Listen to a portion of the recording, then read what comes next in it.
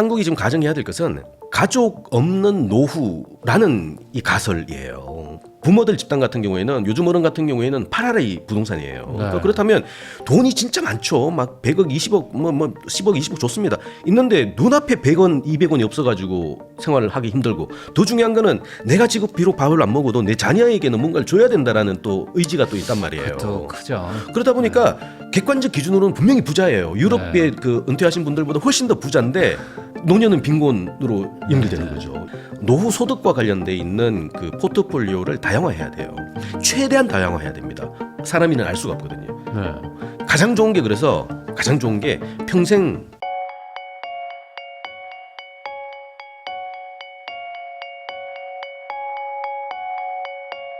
요즘에는 이게 단순히 한국만의 문제가 아니라 또 전 세계적으로도 출산율이 좀 문제라고 하니 왜 도대체 이렇게 되는지 이유도 한번 이야기 나눠보는 시간 가져보도록 하겠습니다. 교수님 안녕하세요. 네 안녕하세요. 아니 그 촬영하기 전에 잠깐 또 얘기를 나눴지만 이게 한국만의 뭐 그런 이상 현상이라고 말하기에는 또 다른 나라들도 뭐 같이 이제 이렇게 일어난다고 말씀해 주셨잖아요. 우선 초저출생이라고 표현하는 것이죠. 네네. 초자가 붙는다는 것은 굉장히 이제 위험하다는 징후가 되겠죠. 네. 이제 전체적인 아마 글로벌 단위에서의 인구 변화, 구조 변화도 굉장히 본격화되고 있습니다. 사실은 이제 저출생이라는 이슈가 한국이 유독 굉장히 심하고 또 전 세계적인 트렌드를 견인하는 건 맞아요. 네. 맞는데 사실은 뭐 정도의 차이, 수준의 차이일 뿐이지 사실상 세계 전체적으로 출산율이 줄어들고 출생아 수가 적어지고 있다라는 것은 일반적인 현상이다라고 보면 아마 틀림이 없을 것 같습니다. 아직은 그래도 우리가 압도적으로 좀 1등인가요? 예, 뭐 압도적이라는 단어가 좀 적당한지는 모르겠습니다만 전례가 없고요. 네. 더 중요한 건 비교 대상이 없는 상황이죠. 통상적으로 우리가 2.1명을 인구 유지선 혹은 인구 대체선, 그러니까 상식적이죠. 그러니까 엄빠 밑에서 둘이가 나오면 계속 둘둘둘 가니까 이제 최소한 유지는 되는 거니까. 0.1명은 뭐 교통사고나 뭐 그렇습니다. 질병 이런 자녀가 거죠? 네. 이제 30대 정도까지 갈 때까지 잃어버리는 분들이 계셔서 그거까지 0.1을 더해서 2.1명이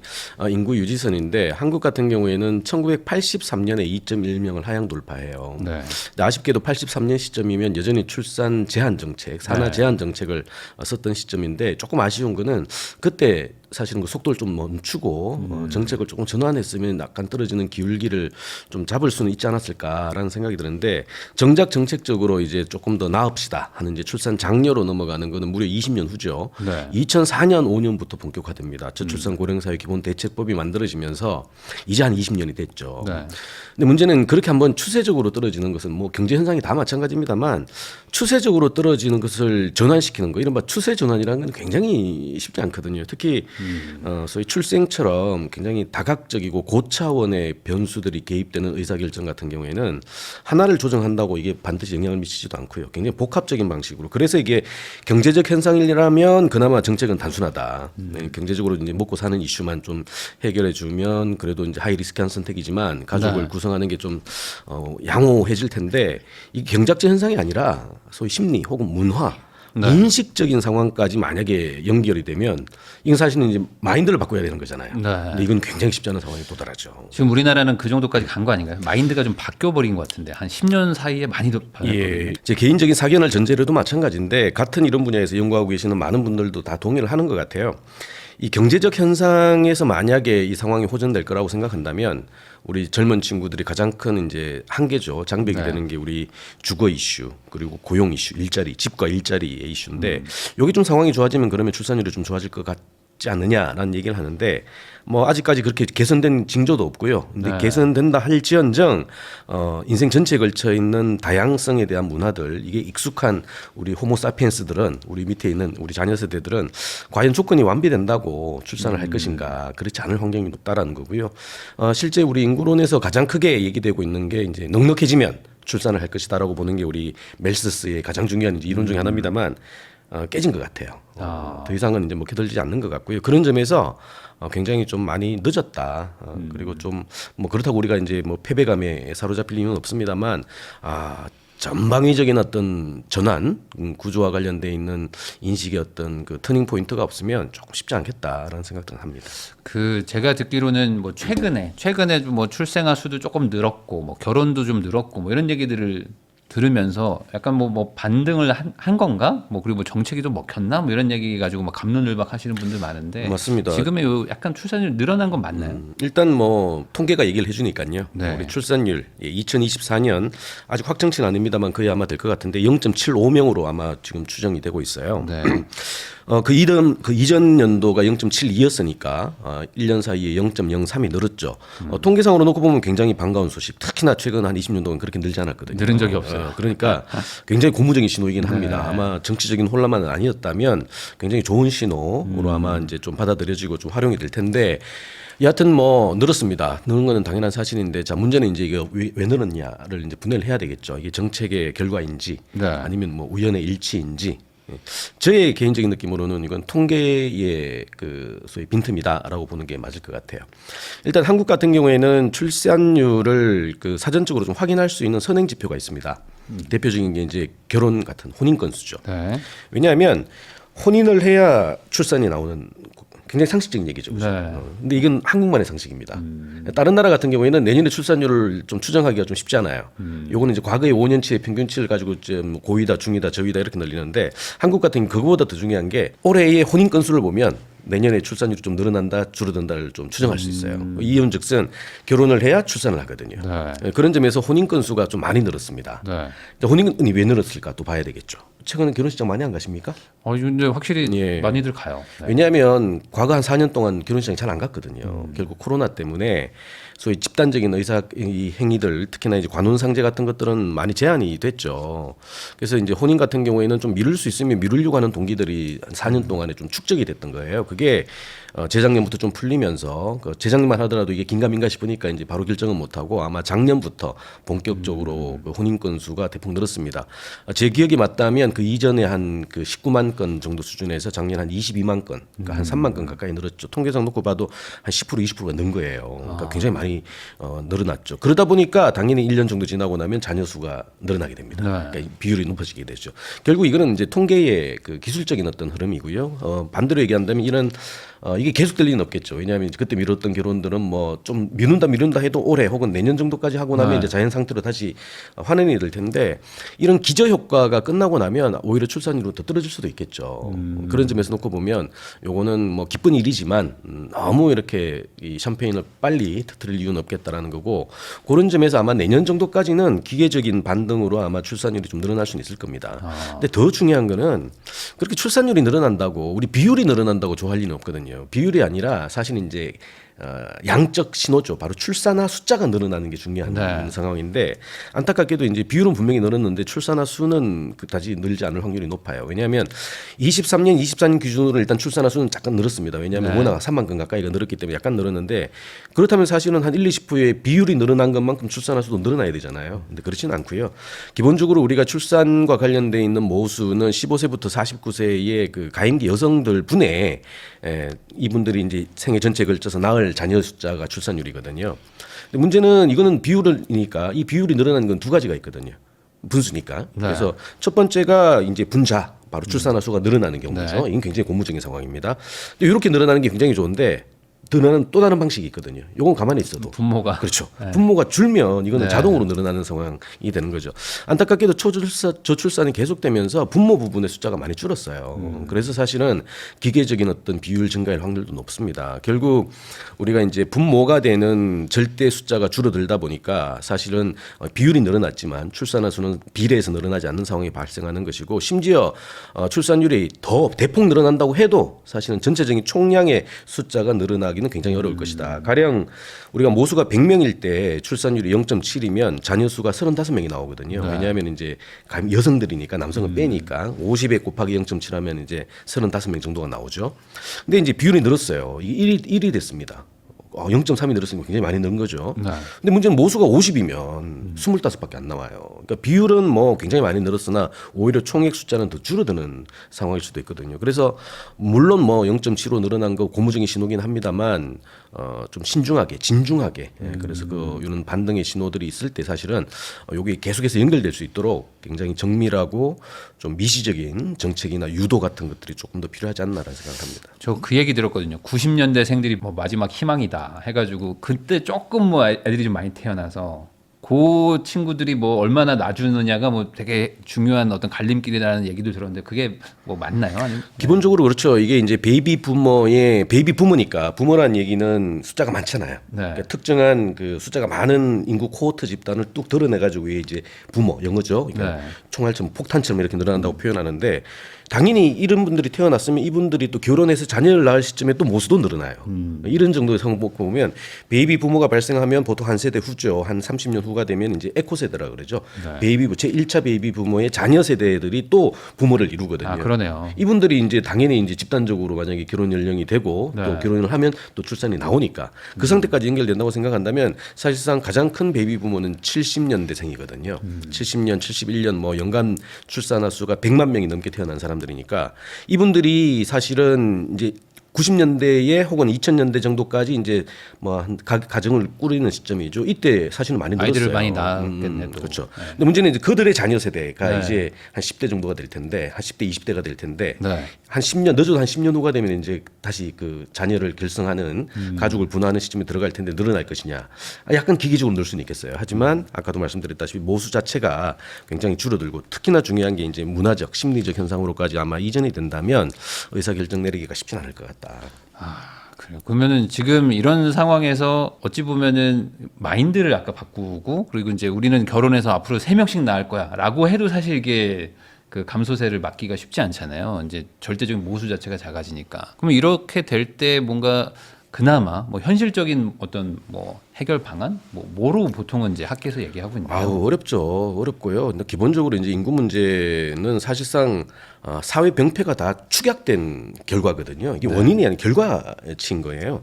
근데 당연히 이제 원인을 찾아야 될 텐데 이 결과는 하나인데 원인은 뭐 어마무시한 종류들의 변수들이 다 손을 봐야 되는 작업들이에요. 네. 그래서 해법이 뭐냐? 이거 다 바꾸는 수밖에 없는 거예요.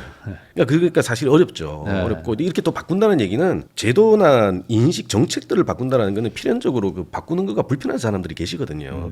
이런 이해 조정의 이슈를 잘 무난히 넘어가야 되는데 그래서 사실은 뭐 컨센서스다 데이터 협의다 뭐 이런 얘기가 필요한데 이게 말처럼 쉽지 않아요. 특히나 본인들이 가지고 있는 한정 자원과 관련돼 있는 배분의 룰을 바꾼다는 얘기인데 이거 그냥 쉽게 되겠냐고요. 어렵죠. 사실 한국의 인구 정책이라고 표현되는 카드들 뭐 저는 없는 게 없다고 봅니다. 다 있죠. 하지만 결과적으로 놓고 봤을 때 많은 좀 시니컬한 입장에서는 이게 백약이 무효 아니냐라고 네. 표현을 하는 이유도 어쩌면 정말 풀어낼 수 있는 진짜 신의 카드 한 수가 있으면 좋겠습니다. 저도 좋겠는데 이게 그렇게 보여지는 파트 같은 경우에는 굉장히 복합다단하게 나오는 현상이기 때문에 설사 그게 된다 하더라도 글쎄요 이 정책 추세를 전환하기는 굉장히 쉽지 않고 그래서 인구 문제 만약 문제라면 저는 인구를 문제라고 보는 것도 사실은 별로 동의는 안 되는 바인데요.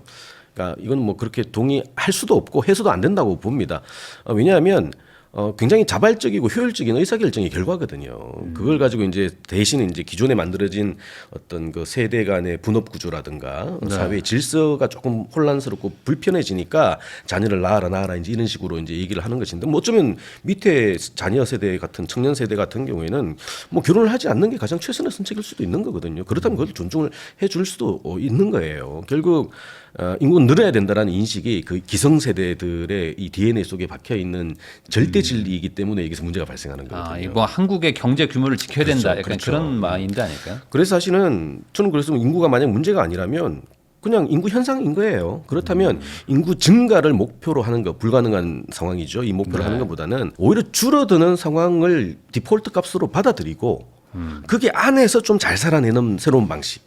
이게 사실은 조금 더 설득력이 있지 않나라는 생각을 하고요. 결국 이게 총량에 대한 이슈인 것인데 옛날처럼 인구가 많아서 막 성장할 수 있는 경제 모형이 계속 유지가 되면 정말 좋겠습니다만 대부분의 국가에서는 그렇게 부모들이 다 동원되고 나면은 네. 소위 이제 노동 집약형의 산업 구조는 일단락을 하게 되거든요. 그렇다면 그때 오히려 인구 늘어나는 게 더 큰 문제일 수도 있어요. 그렇다면 사실은 줄어드는 상황 안에서 잘 살아내는 방식, 즉 일단은 줄어드는 속도를 좀 완화시키는 전략들이 필요하고 완화되는 과정 안에서 많은 사람들이 굉장히 더 잘 살 수 있는 방식들, 즉 적응하는 전략들 이런 것들을 좀 구체화시키는 게 필요하다는 생각이 들어요. 그래서 반드시 인구를 늘리겠다고 자꾸 이렇게 좀 그 정책의 포인트를 잡지 말고 줄어들어도 상관없다. 대신 줄어들어도 상관없는 내용들을 좀 다양화시킬 필요가 있는 거죠. 그러니까 줄어들어도 잘 살 수 있는 방식. 그죠? 인구가 줄어도 경제도 유지되면서 사회도 바통이 연결되고 더 중요한 젊은 친구들이 미래와 관련돼 있는 꿈을 꿀 수 있는 사회. 그 속에서 이제 자녀를 결성하면서 본인들의 본능과 관련돼 있는 어떤 행복감도 느끼고 하는 이런 식의 본연의 어떤 과제나 어떤 이슈로 좀 전환하는 기회가 좀 됐으면 좋겠다는 생각을 하죠. 어쩔 수 없다라고 또 인정할 수 있는 그런 부분이 또 있잖아요. 그러니까 인정을 할 건 하고 대신에 여기서 이제 좀 방법을 찾자는 말씀을 해주신 것 같은데 방법을 찾는 속도보다 이게 너무 빨리 급감하게 되면은 사회의 어떤 시스템이나 인프라가 무너질 수도 있지 않냐라는 걱정 때문에 좀 그런 것 같기도 한데 이게 어떻게 충분히 그렇게 적절한 시간과 이런 방향성을 찾을 그 여유, 뭐 어떤 뭐 골든 타임 이게 뭐 확보가 될까요? 어떻게 보세요? 일단 뭐 확보를 해야 되겠죠. 이건 당일론의 이슈인데 중요한 거는 뭐 이렇게 엄청나게 심각한 상황인데 네. 그 심각성을 모르는 게 정말 더 큰 문제이거든요. 그러니까 심각성을 알면 이거는 우리가 처방을 할 수가 있습니다. 네. 따라가면 되고 또 그 따라가는 효과성을 높이기 위해서 아주 타임리하게 적절한 어떤 카드나 정책들을 쓰면 되겠죠. 물론 어렵겠습니다만. 근데 그건 이론적으로 불가능하지는 않을 것 같아요. 중요한 거는 심각한데 상황을 인지하지 못하고 있는 것들이 더 큰 거예요. 근데 정부가 막 정책 많이 하잖아요. 하죠. 돈도 엄청 쓰잖아요. 근데 이제 우리가 냉정하게 봐야 될 게 뭐냐면 그게 사실은 정말 의지가 있고 정말 구체화된 방식으로 실효성이 담보되는 카드이냐라고 놓고 보면 그렇지 않을 혐의들도 꽤 많거든요. 결국 우리가 출산 정책이라고 하나만 얘기를 든다면 출산이라는 단어를 빼면 다른 정책하고 다 똑같은 내용들이 만들어지는 거죠. 결국 사실은 우리 17개 중앙부처가 가지고 있는 고유한 업무 사무들이 있지 않습니까? 네. 이 사무라는 건 사실은 하단에 있는 우리 국민들이 가장 잘 사는 방식으로 본연의 어떤 경쟁력, 소위 이제 사무와 관련돼 있는 것들을 최적화시켜서 정책들을 펴도록 돼 있거든요. 근데 얘기는 결국 사람의 이슈로 몰릴 수밖에 없어요. 근데 사람의 이슈로 몰리는 것인데 이거를 이제 출산으로 나누고 뭐 결혼으로 나누고 뭐 청년으로 나누고 노년으로 이렇게 나누는 소위 이제 뭐라 그럴까요? 제도적인 어떤 그 구분법에 불과한 거거든요. 그래서 우리가 출산 정책이라고 펴지만 사실 그건 청년 정책이고요. 청년 정책이라고 펴지만 그건 사실 산업 정책이 되는 거고요. 고용 정책이 되는 거거든요. 어차피 다 이제 예, 하나의 얘기다. 맞습니다. 그래서 사실은 뭐 감동적인 새로운 정책들을 찾으면 좋겠는데 늘 또 공무원분들도 찾으려고 노력을 하죠. 근데 안타깝게도 그거 찾기 어려워요. 어렵고 뭐 그러다 보니까 사실은 이제 우리한테는 익숙치 않지만 나라 밖에 있는 어떤 그 시도들, 실험들을 또 성과가 또 있다고 생각하면 갖고 오자 뭐 이런 식의 인식들도 많이 하잖아요. 그런데 네. 그거는 사실은 뭐 한국 사회를 구성하고 있는 서브 스트럭처가 완전히 다르기 때문에 해당 국가에서 요 정책이 먹혔다 해도 여기서는 먹히기가 어려워요. 왜냐하면 이게 문화나 어서의 정책이나 인식적인 어떤 그 관념들이 있기 때문에 그거와 정합적이어야 결과도 만들어지거든요. 근데 이쪽 나라에서 성공했다고 여기 들어온다고 글쎄요. 오히려 본전만 찾아도 쉽지 않을 것이다. 가성비 원가만 찾기도 쉽지 않을 상황이고요. 그런 점에서 우리가 대개 보면 뭐 헝가리 정책이다 뭐다 뭐 이런 얘기 많이 합니다만 글쎄 뭐 도움은 되겠습니다만 그거보다는 사실 우리한테 맞는 우리 한국 청년들이 지금 현재 출산을 주저하는 이유를 조금 더 정밀하게 들어가서 더 깊게 들어가서 그분들이 눈높이에 맞는 방식으로 털어주는 게 맞지 헝가리 청년들한테 그 얘기 들어서 뭐 할 겁니까? 라는 얘기. 사실 그런 식의 접근이 좀 더 필요하나 싶죠. 어찌 보면은 그 뭐 사회 뭐 비효율이거나 아니면 예산이 뭐 그래서 좀 합리적으로 쓰이는 이런 부분들을 개선하면은 어찌 보면 결과론적으로는 인구 문제가 개선되는 뭐 이렇게라고 볼 수도 있겠네요. 그렇죠. 그래서 저는 그 출산 정책, 출생 정책 혹은 뭐 우리 인구 정책이라고 단어를 씁니다만 그런 단어 이제는 조금 피곤하고요. 그냥 생애 전체에 걸친 인생 전체에 걸쳐 있어서 많은 사람들이 행복할 수 있는 정책으로 좀 구체화시키자. 다만 이제 한정된 자원이다 보니까 이걸 이제 배분하는 질서를 좀 세팅을 해야 되겠죠. 네. 근데 안타깝게도 한국 사회 같은 경우에는 이제 기성세대에게 많은 자원들이 좀 돌아가는 구조죠. 그 구조 안에서 이제 젊은 친구들이 또 그 뒤에 바통을 반떠와서 자연스럽게 연결되는 이런 걸 굉장히 아이디얼하게 바람직한 상황이라고 생각을 하고 있었는데 지금 그게 분절이 되고 있는 상황이거든요. 그래서 네. 지금 이 순간 필요한 것은 어쩌면 윗단들에 대한 양보나 어떤 그 약간의 어떤 포기라고 할까요? 뭐 이런 것들이 우리 젊은 친구들의 새로운 사회 진입, 대비 그리고 가족을 결성하는 이 단계에 좀 도움이 될 수 있도록 조금 더 비중을 늘리는 작업들이 필요하다라는 거고요. 결국 저는 청년 정책이자 이 인생 정책이죠. 인생 정책에 걸쳐 있는 이런 내용들까지 좀 품어내는 방식의 내용들이 더 타당하다고 보는 거고요. 그래야 사실은 가족을 구성하죠. 근데 뭐 최근에 뭐 한 사례라고 볼 수도 있겠지만 연금 개혁 이 어떤 방안 같은 것들도 보면은 사실 지금 2030 세대한테는 좀 불리한 방식으로 바뀐 거로 저도 이해를 하고 있는데 이런 것들이 이제 계속 쌓여가니까 또 안 되겠다 뭐 이런 생각을 하는 게 아닌지 이 부분에 대해서는 좀 어떻게 생각하세요? 이 연금 이것도 어찌 보면 또 중요한 파트인데. 맞습니다. 연금 굉장히 중요하죠. 특히나 우리 근로소득이 단절될 것이라고 기대되는 예상되는 그 노후와 관련돼 있는 굉장히 중요한 소득원이라고 생각을 합니다. 또 냉정하게 또 사실은 세팅을 또 해야 되는 거고요. 근데 문제는 연금제도는 대표적인 세대 부조 정책이에요. 많은 국가들이 또 다 동원을 하고 있죠. 이 단순합니다. 사실은 연금 정책 같은 것들 즉 미래의 편익을 위해서 이제 현재의 고통을 교환하는 구조죠. 이런 것들이 조금 유지가 되려면 그 미래가 계속해서 연결이 돼야 돼요. 왜냐하면 나의 미래가 그러니까 지금의 나의 현실이 이 청년들에게는 미래가 되는 얘기거든요. 네. 이런 것들이 자연스럽게 연결이 되려면 끊임없이 소위 그 공급을 해주는 사람들이 탄생을 해야 됩니다. 기본적으로 뭐냐면 그러니까 보험료를 내주는 사람들이 계속 생겨야 그렇죠. 수급을 하는 사람들도 계속해서 바톤 연결하는 것처럼 맞는 거거든요. 우리가 사실은 뭐 개별적인 가정이나 가계 부분에서도 사실은 우리 재테크라든가 여러 가지 어떤 자산 축적 활동을 하는 이유도 뭐냐면 지금 현재 열심히 좀 잉여해서 벌어둬서 나중에 문제가 되는 적자 구간이 있을 때 이걸 벌충하려고 하는 동기들이잖아요. 네. 이건 개별적으로 그렇게 노력들 많이 하십니다. 근데 이거는 개별적인 상황인 거고 요거를 종으로 이렇게 축적시켜 보면 이게 사회가 되거든요. 사회에서도 흑자 구간에 계신 분이 계시고 적자 구간에 계신 분들이 계세요. 이걸 연간 단위로 흑자 구간이 보험료를 내고 적자 구간의 분들이 이제 수급비를 이게 사실 연금 제도거든요. 네. 근데 이게 유지가 되려면 당연히 그리고 유지가 될 뿐만 아니라 플러스 알파가 되려면 보험료가 훨씬 많고 받아가는 게 좀 적어야 유지가 되죠. 아직까지 한국 사회는 계속 쌓고 있습니다. 그런 점에서 놓고 보면 베이비 부모들이 여전히 생산 가능 인구에 있고 또 연금의 보험자, 그러니까 보험료를 내는 분들이니까 가능한데 뭐 70년대생 예를 들어 100만이 이제 당연히 한 10년 후가 되면 65세로 진입하는데 네.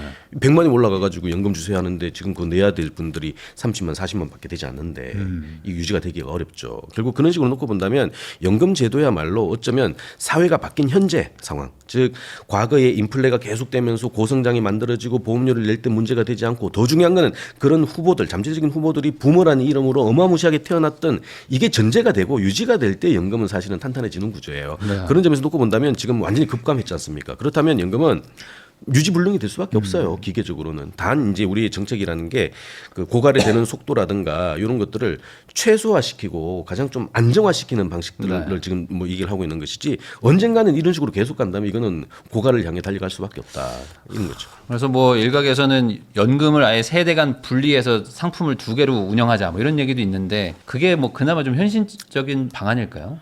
글쎄요, 뭐 여러 가지 아이디어가 있을 겁니다. 많은 국가에서 이제 한국보다 앞서서 이런 문제가 도달했을 때 많은 아이디어들이 나왔거든요. 물론 그게 도움이 됩니다. 도움이 되는데 문제는 이게 어떤 식이든지 간에 기본적으로 사실은 이 흑자 구간의 숫자가 줄어들고 적자 구간이 늘어나는 이슈이기 때문에 이건 근본적으로 사실은 해결하기 굉장히 쉽지 않아요.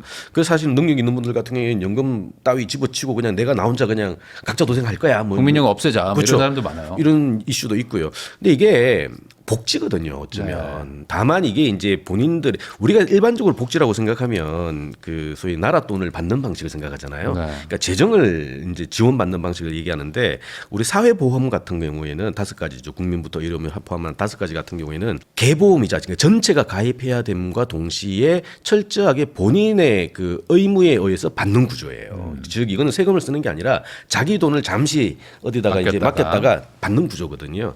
그런 식으로 놓고 본다면 사실은 능력이 있는 사람들이 이렇게 하는 건 상관이 없는데 만약에 그 축이 사라져 가지고 본인이 쟁여둔 것보다 노후가 더 길어졌어요. 만약에 적자가 더 늘어났죠. 그럼 그분들 어떻게 할 거냐는 거예요. 우리 이웃인데. 그렇죠? 이러면 결국 또 재정을 써야 되거든요. 그런 분들이 사회보험에서 벗어나게 되면 이제 사회 서비스나 기초생보로 넘어간단 말이에요. 이건 결국에는 재정이에요. 세금이에요. 나의 세금이 또 여기 써 있는 거거든요. 그래서 이거는 국민연금을 없애자.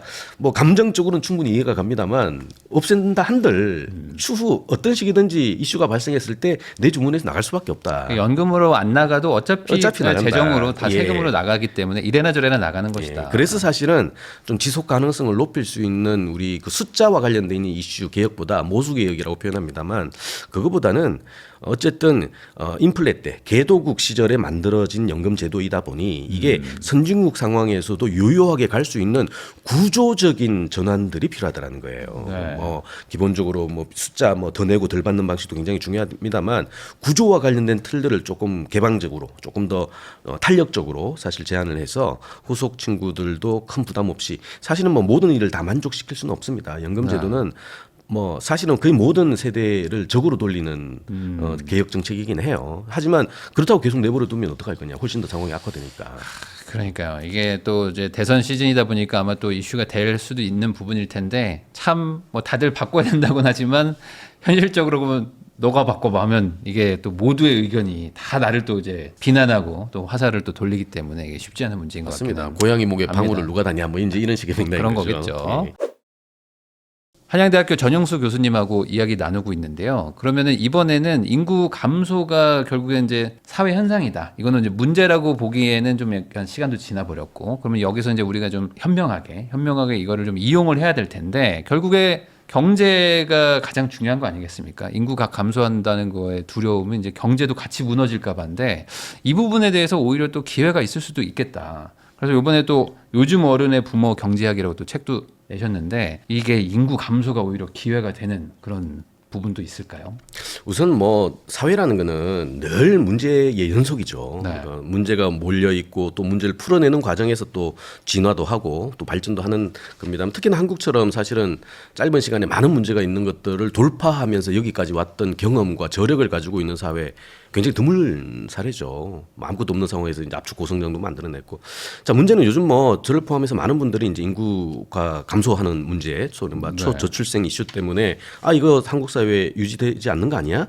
이 바통이 끝난 거 아니야? 이제 얘기들을 많이 하십니다. 흔히 이제 인구 문제라고 표현하죠. 뭐 저는 개인적으로 인구병이라는 단어도 씁니다만, 자 그렇다면 이제 문제예요. 문제는 그럼 과거처럼 또 극복해내면 됩니다, 그죠? 근데 이 문제를 알려면 기본적으로 분석을 잘해야 돼요. 모든 원인들은 그 문제 안에 있거든요. 결국 인구가 문제라면 돌파구, 해법도 인구 안에 있다라고 볼 수밖에 없는 거예요. 다른 데서 이제 가져와서 연결시키려고 하다 보니까 잘 접종도 잘 안 맞고 또 시간도 걸리고 하는 문제가 있는데, 결국 위기가 있는 곳에 기회가 있는 거거든요. 결국 우리가 인구를 문제라고만 내다보면 계속 문제만 될 수밖에 없어요. 그러니까 이 문제를 또 어떻게 완화시킬까 뭐 이런 이슈가 있는 건데, 이걸로 뭐 완화도 좋습니다만 이 인구를 오히려 좀 점프업의 가능성, 이른바 기회나 호재로 활용할 수 있는 방식은 없을 것인가라는 얘기를 좀 하고 싶어서 이런 이슈를 좀 도전을 해왔던 거고요. 근데 기본적으로 사실은 인구 문제 하면 우리가 처음 생각하는 게 이제 초저출생이잖아요. 그렇죠? 자, 근데 초저출생은 그 다른 단어가 있어요.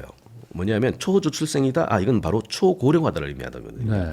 늘 인구라는 것은 분수를 생각하시면 되는데, 우리 머릿속에 있는 인구 피라미드는 끊임없이 출생이 늘어나서 이분들이 생산 가능 인구로 근무를 하시고 또 근로를 하니까 소득이 발생하고, 소득이 발생하니까 소비가 나오고, 소비가 나오니 매출이 늘어나고, 매출이 늘어나니까 세금도 늘고 재정도 좋아지는, 이른바 이제 순환 경제를 만들어내는 가장 중요한 출발이 끊임없이 움직일 수 있는, 즉 가용할 수 있는 노동력으로서의 생산 가능 인구가 계속해서 늘어난다는 전제가 있는 거거든요. 그리고 이제 이분들이 소위 먹여 살려야 되는 이제 피부양 인구, 우리 흔히 얘기하는 고령 인구 같은 경우에는 숫자가 굉장히 적어요. 그러다 보니까 이 숫자 많으신 분들이 우리 n분의 1로 하더라도 여기 위에 분 먹여 살리는 숫자가 워낙 적다 보니까 문제가 안 되는 거거든요. 평균 수명도 짧고.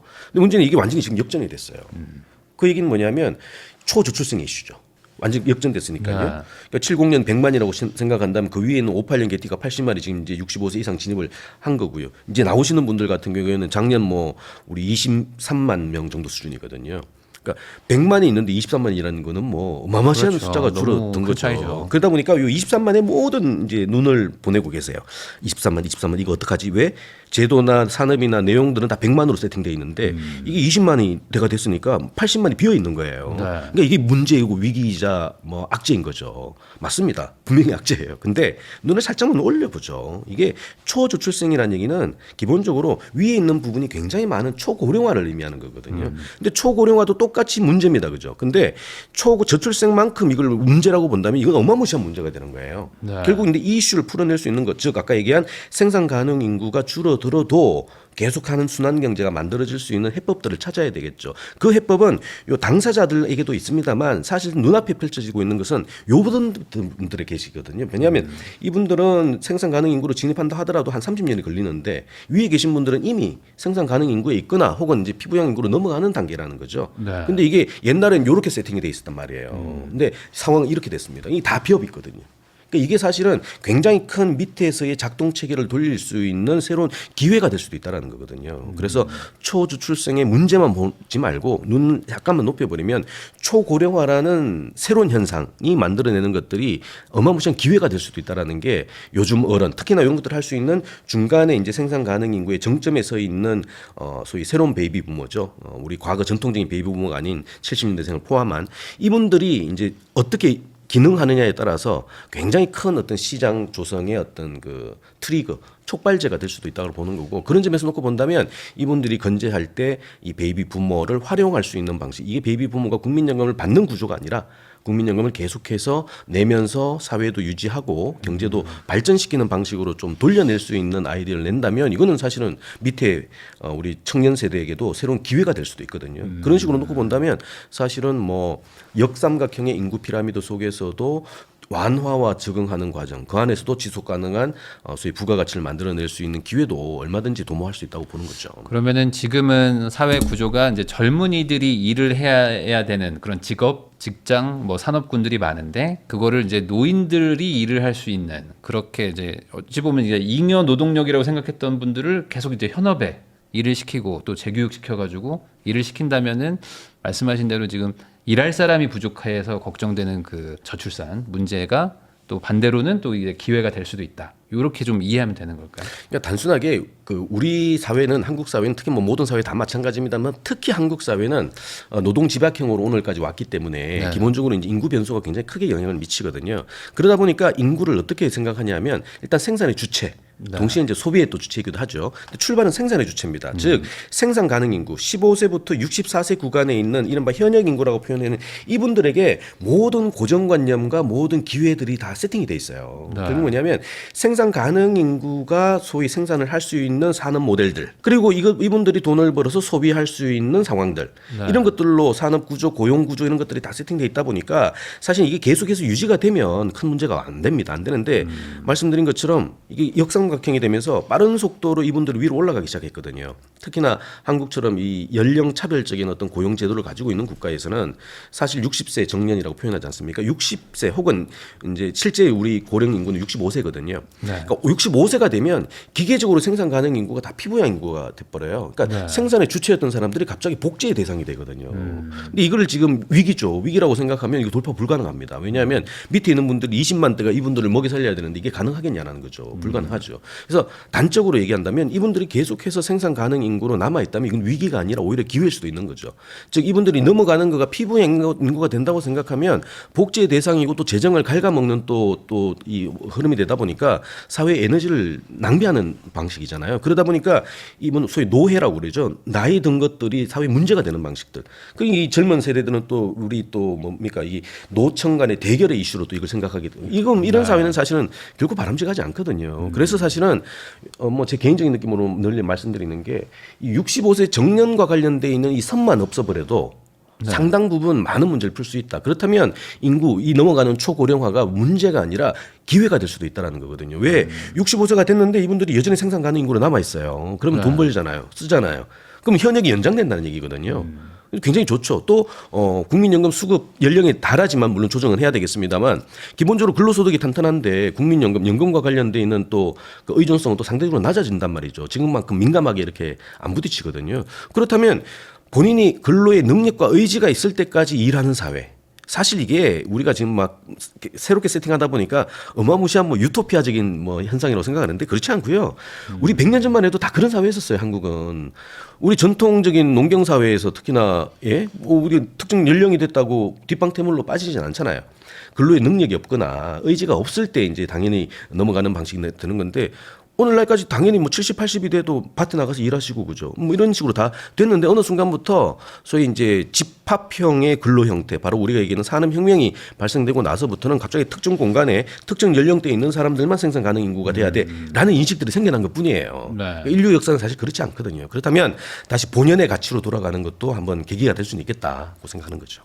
그럼 지금 교수님이 말씀해 주신 거는 이제 정년이라는 것이 어찌 보면 기존의 이 삼각형 구조에서 만들어 놓은 거기 때문에 이걸 깨면 그때부터는 일할 사람들은 더 계속 일하면 되는 것이고 일하기 싫은 사람들은 안 하게 되는, 그러니까 그런 것만 해도 조금 경쟁력이 높아진다라고 얘기해 주셨는데, 이게 뭐 민감한 주제일 수 있지만 반대로 이 젊은 층들 입장에서는 좋은 직장이 좀 점점 부족해지고, 근데 거기에 계속 이제 부모 세대 분들이 계속 거기서 일을 하고 계시단 말이죠. 그러니까 나는 지금 신입사원으로 들어가고 싶은데 부장님, 차장님들이 계신다는 이 상황. 이게 저분들이 나가야 내가 들어가지. 그러니까 이게 또 세대 갈등으로 가는 건데, 이 문제가 지금 어떻게 해결을 해야 될까요? 맞습니다. 청년 인구 입장에서 보면 옥상옥이죠. 실제 대부분의 지금 조직들이 층층 치야 뭐 윗분들 부모들이 워낙 많은 자리를 좀 점유하고 있다 보니까 네. 그분들이 사실 나가주면 청년 인구들이 좀 들어갈 수 있는 좀 물꼬가 트일 텐데라는 이제 기대 효과들을 얘기를 하십니다.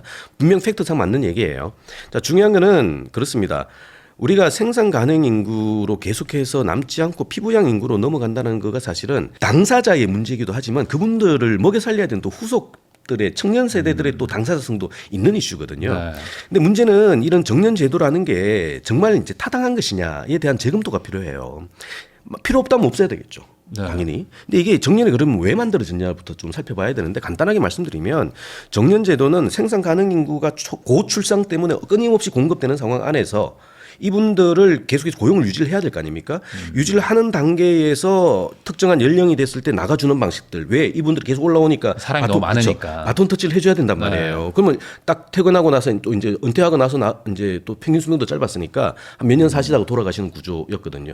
또 이렇게 한 직장에서 계속해서 이제 근무를 하다 보면 어쨌든 우리가 숙련이라고 불리는 우리가 측정되지 않는 이 노하우들이 존재하거든요. 네. 흔히 암묵지라고도 표현합니다만 이런 것들에 대한 값어치를 또 지불해 줘야 되는 거예요. 이른바 조금 어려운 말로는 기업 특수한 인적 자본이라고 표현합니다만 이거를 봄에서 익혔단 말이죠. 익혔다는 얘기는 사실상 기업 입장에서는 그때는 이제 개도국 또 고성장이다 보니까 매년 뭐 매출이 늘어나고 하니까 그분들 인건비 주는 게 크게 문제되진 않았거든요. 그러니까 네. 그분들이 이 기업이 계속해서 유지되는 게 회사 입장에서는 좋아요. 왜냐하면 새로운 어떤 수주나 발주가 늘어났을 때 이론적으로라면 바깥에 있는 사람들 데리고 와가지고 다시 막 만드세요 하면 좋은데 그러면 다 교육시켜야 되거든요. 네. 이 비용이 문제예요. 근데 이분들이 기업 안에 있으면서 설사 논다 하더라도 네. 잉여 인력이라 하더라도 기업 안에서 놀면 어쨌든 보고 익히는 게 있기 때문에 기업 특수한 자본 돼서 바로 주문이 늘어났을 때 즉각 투입이 가능한 즉전력이 만들어지는 사람이기 때문에 기업 입장에서는 분명히 사실상 너무 많은 인원을 고용하고 있어요라는 인식에도 불구하고 나중에 어떤 그 케이스를 생각을 해서 계속해서 들고 가는 구조였거든요. 그러다 보니까 이분들이 나가면 안 되잖아요. 그죠? 네. 나가면 안 되다 보니까 임금 체계로 그걸 보상해 준 거예요. 그게 이른바 연공 서열이라고 표현하는 겁니다. 매년 이제 호봉이 늘어나는 구조죠. 이러면서 이제 정년까지 가는 구조예요. 그래서 그러니까 종신 고용이라는 것은 기본적으로 연공 서열과 같이 가는 방식이거든요. 근데 이게 돈을 벌 때는 굉장히 유효한 고용제도예요. 또 네. 임금제도예요. 그러니까 회사가 성장할 때. 그렇죠. 네. 근데 지금처럼 사실 2000년대 이후가 굉장히 쉽지 않아졌죠. 근데 이러다 보니까 이 제도 자체를 유지하기가 굉장히 쉽지 않아졌어요. 실제 우리 임금 체계 같은 경우에는 많은 대기업들은 사실 우리 연봉제다 이런 얘기 많이 하잖아요. 그래서 너 연봉 얼마 이런 얘기 어느 순간 한단 말이죠. 그 얘기는 뭐냐면 모두 다 이제 미국형의 단년간의 계약을 통해 가지고 1년마다 임금 체계를 정산하고 가는 구조란 말이에요. 근데 많은 분들이 그렇게 연봉제인데 회사에서 잘리진 않아 이런 얘기를 하시거든요. 그건 사실은 이게 제도가 엮여 있는 거예요. 기본적으로 미국식이라면 1년 하면서 매년 가는 방식들인 거거든요. 근데 네. 한국 같은 경우에는 임금 체계는 연봉인데 사실상 정규직으로 계속 갈 수 있는 방식이라는 거. 그러니까 90년대 이후에 한국이 가지고 있는 임금 제도는 약간 개편됐습니다만 또 고용 제도는 개편되지 않아서 발생하는 문제거든요. 그런 걸 생각하다 보니까 특히나 젊은 친구들은 기본적으로 이제 저성장 상황 안에서 들어가는 물꼬도 굉장히 작아졌는데 입구도 작아졌는데 위에 선배들이 많은 구조. 이게 이제 한계인 거거든요. 자, 문제는 이런 정년 제도가 만들어질 당시 그리고 개동 모델 상황에서는 굉장히 유효했으나 지금은 사실 유효하지 않아요. 유효하지 않고 직장인들도 사실은 회사의 미래와 나의 미래가 일치하지 않는다라는 것은 더 잘 알고 있거든요. 그리고 기업 입장에서도 직원들 인건비 주는 것들이 투자라고 생각하지 않고 이제 비용이라고 생각하기 시작했단 말이에요. 그렇다면 정년 제도는 많이 희박해졌어요. 유효하지 않습니다. 없애야 되겠죠. 근데 단 이제 그렇게 없애려면 여기에 이제 근접한 분들에 대한 반발이 굉장히 쓸 거예요. 네. 그러니까 나는 선배들 먹여 살리느라고 어릴 때 굉장히 고생해가지고 여기까지 이제 왔는데 이제 나가라 그러면 뭐냐. 군대랑 이제 똑같은 거잖아요. 그렇죠. 내가 이제 병장 됐는데. 맞습니다. 이게 사회가 똑같은 거거든요. 고생했는데 그래서 나는. 자연스럽게 미세 조정을 통해서 바통 터치가 되는 구조가 굉장히 중요한 거예요. 네. 근데 이게 어느 순간 바통 터치가 잘 만들어지지 않고 깨지기 시작하면 이걸 동시에 팍 바꿔야 된다고 생각하는데 어려워요. 그래서 가장 좋은 제가 뭐 정년이란 단어를 자꾸 쓰니까 많은 분들이 불편해하시는데 정년이라는 단어 쓰지 말고요. 그냥 평생 근로라는 단어 쓰면 돼요. 뭐냐면 하지만 평생 근로로 가기 위해서는 지금의 정년 제도와 관련되는 것도 조금 바꿔 수정을 해줘야 되겠죠. 그래서 네. 정년을 연장하든 혹은 뭐 재고용을 하든 혹은 정년을 폐지하든 이런 단계적인 방식을 통해 가지고 이 구조를 깨줘야 되는데 첫 번째 일단 기업이 굉장히 반발을 많이 합니다. 정년을 좀 늘리자고 하면. 그러니까 당사자들은 좋겠습니다만 기업 입장에서는 당연히 이 구간에 있는 사람들이 고비용 구조이다 보니까 생산성이 동반되면 좋죠. 그런 사람들은 사실 정년 제도 자체도 의미가 없어요. 왜냐하면 회사 그렇죠. 입장에서 네. 계속 좀 남아주세요, 제발. 뭐 파워풀한 분들이니까. 근데 문제는 생산성이 조금 의심받는 분들인데 이게 정년 제도의 수혜를 받아서 계속 버티시는 분들. 이거 기업 입장에서는 굉장히 쉽죠. 그래서 빨리 내보내는 과정으로 생각한다면 정년 제도는 굉장히 유효합니다. 임금도 비싸니까. 그죠? 근데 문제는 그러다 보니까 기업 입장에서 정년을 늘립시다 하면 반발을 많이 하십니다. 네. 기본적으로. 그죠? 빨리 나가게 해야 되니까. 근데 문제는 그분들이 나가게 되면 결국 또 사회 문제가 돼요. 아까도 연금도 65세에 받아야 되는데 60세부터 만약 한 5년간 비죠. 그 구간 안에서 발생하는 거는 실제 근로를 한다 하더라도 정규직이 아니고 단기 주변부의 불안정한 일자리거든요. 뭐 이리저리 치다가 한국 같은 경우에는 72세가 돼야 이제 아파야 근로 현장에서 빠지거든요. 사실상 첫 번째 직장에서가 나오는 게 우리 49세 정도라고 하는데 네. 그러면 23, 4년을 사실은 굉장히 주변부의 불안정한 일자리를 갖고 있다는 얘기거든요. 이분들이 사회에 나가면 사실 굉장히 큰 복지 이슈가 되고 사회 갈등들이 된단 말이죠. 그분들에게 일자리 주는 건 굉장히 중요해요. 어차피 이분들 일합니다. 근데 이걸 기업에 있는 만큼 이제 좋은 일자리가 당연히 아니겠죠. 근데 이분들은 당연히 이제 복지 수준도 악화되면서 사실은 일을 계속해야 되는 상황이기 때문에 이건 어쨌든 정부의 영역이 돼버려요. 이건 기업의 영역, 경제의 영역이지만 이건 또 정부의 영역이거든요. 그렇다면 정부 어차피 해야 됩니다. 결국 뭐죠? 정부의 카드를 선으로 돌려서 이 유지가 될 수 있도록 기업의 인센티브라든가 보조금이라든가 지원금 제도로 좀 연결시키는 방식이라면 기업 입장에서도 좀 같이 분담을 하니까 상대적으로 조금 네. 부담 덜해지거든요. 근데 이렇게 해서 그분들이 계속 일하게 되면 자 문제는 이제 청년 인구들이에요. 가뜩이나 빨리 나가줘야 되는데 계속해서 일하고 계시면 내 일자리는 이런 거거든요. 근데 문제는 이분들이 계속 일하면서 하는 파트들이라는 게 첫 번째 얘기하면 기본적으로 이 젊은 친구들하고의 경합이 잘 되지 않는 영역들이에요. 네. 일부에 이제 부딪히는 영역도 있습니다만 이 노천 간의 일자리가 사실상 우리가 생각하는 것만큼 막 갈등의 연속이 이러지는 않거든요. 물론 갈등은 있습니다만 요거 최소화 시켜야 되겠죠. 더 중요한 거는 그분들이 생산 가능 인구가 돼서 계속해서 이제 소비를 하게 되면 그 소비는 현역 때 소비가 아니잖아요. 그죠? 65세 이상의 새로운 소비란 말이에요. 네. 이 새로운 소비와 관련되어 있는 산업 구조라든가 시장의 조성들은 이 밑에 있는 분들에게 새로운 일자리가 될 수도 있어요. 결국 우리 AI가 늘어나면 일자리가 줄어들 것이냐는 논리하고 똑같이 가는 건데 그렇게 따지면 우리 산업혁명이 가장 큰 게 뭐냐면 노동력을 기계로 대체하는 일대 전환기였거든요. 그 이후에 새로운 일자리가 얼마나 많이 늘어났어요. 그렇죠. 사실 그렇게 된다면 이번 소위 초고용 이슈들의 비즈니스가 밑에 있는 청년 인구들의 장점들, 특히나 우리 AI라든가 빅데이터, 클라우드 뭐 이런 것들, 초지능, 초연결, 초융합 같은 이런 식의 새로운 기술 혁신으로 이 이슈를 풀어낸다면 새로운 비즈니스가 될 수도 있거든요. 그렇다면 이분들이 계속해서 구매력을 가지고 있는 게 이 새로운 시장들, 우리가 언제까지 제조업으로 계속 먹고 살겠습니까? 그렇다면 이 늙어가는 이 인구가 새로운 기회가 될 수 있는 산업의 패러다임이라든가 비즈니스를 젊은 친구들이 독점해서 생산성을 키워나간다면 새로운 자본주의 모델도 만들 수 있거든요. 그러니까 뭐 노인 대상으로 뭔가 교육을 한다거나 아니면 무슨 뭐 취미를 가르친다든지 아니면 뭐 AI 뭐 관련된 뭐 앱을 만들든지 해서 하여간 노인들이 쓸 수 있는 돈을 내고 쓸 수 있는 어떤 서비스나 용역을 만들면 그렇죠. 그러면은 이제 그런 것들은 이제 청년 세대한테 기회가 된다는 거죠. 흔히 뭐 시니어 마켓이라고 표현합니다만 그 시니어란 단어도 사실은 뭐 옳지 않죠. 왜냐하면 이게 현역이에요, 사실은. 현역이기 때문에 이 현역의 연장이라고 생각을 하고 현역의 연장의 삶의 질을 높이는 새로운 욕구들을 부응해주는 산업들, 비즈니스들, 당사자들이 풀기는 어렵거든요. 네. 그렇다면 젊은 친구들 특히나 우리 이 신기술로 무장된 우리 20대, 30대들이 그 문제를 비즈니스로 풀어낸다면 사실은 굉장히 큰 한국형의 새로운 모델도 될 수가 있죠. 결국에 이제 그 말씀하신 뭐 시니어라는 표현이 뭐 적당하지는 않다고 하셨지만 그분들이 어쨌든 자산도 좀 많으시고 그런데 이제 상대적으로는 지금 최신 문물에는 조금 좀 느리시니까 그런 것들을 이제 청년 세대가 빠르게 캐치해가지고 지금은 만약에 뭐 유치원을 한다 그러면 힘든 상황이지만 노인 대상의 어떤 사업을 하면 완전 블루오션이 되는 거잖아요. 그러니까 대표적인 게 너무 어렵게 갈 필요는 없는 것 같고요. 우리 여기가 뭐 부일남이니까 부동산 이슈가 굉장히 중요하지 않습니까? 네. 단순하게 말씀드리면 요즘 그 하이엔드 아파트가 밥 세끼 주는 데라면서요. 네. 그러니까 밥 세끼 주는 아파트가 왜 생겼을까요? 아무래도 편하니까. 네, 편한데 이게 네. 청년 친구들의 그 수요 욕구이기도 합니다만 사실 그 욕구는 밥 차려 먹기 힘든 분들이 늘어났고 근데 돈은 있고 네. 그죠? 그러니까 돈이 있어도 집에서 밥 먹는 이슈는 본인들이 다 해서 먹어야 되고 아니면 가정부를 불러야 되는 건데 그건 또 불편하거든요.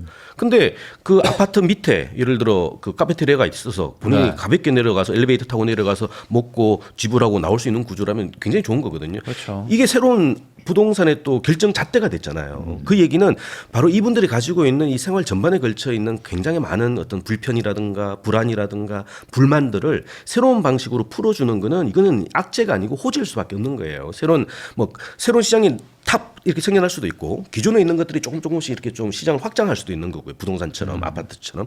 그러니까 그렇게 생각한다면 늘어나는 사람들에 대한 이슈를 악재라고 생각하지 말고 잘 분해해서 새로운 산업의 문제, 즉 사회 문제를 비즈니스로 좀 바꿔내는 어떤 전략적인 수정, 전환들이 좀 필요한 거죠.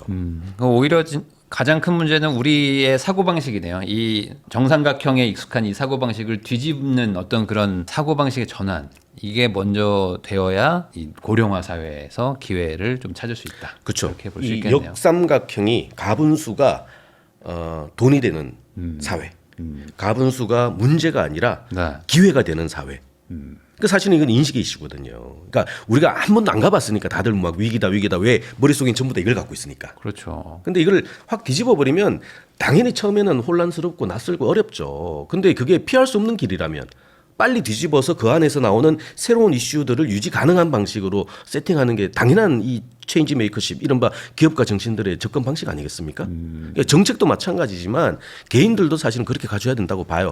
가족과 관련돼 있는 이슈도 이런 정삼각형의 이슈로만 생각하면 풀기가 어렵죠. 근데 이렇게 역삼각형으로 이 바꿔진 상황 또 바뀔 수밖에 없는 상황들을 적극적으로 받아서 그 안에서의 돌파구를 찾는 작업들이 그건 당연한 과제이자 그렇게 갈 수밖에 없는 흐름이라는 것이죠.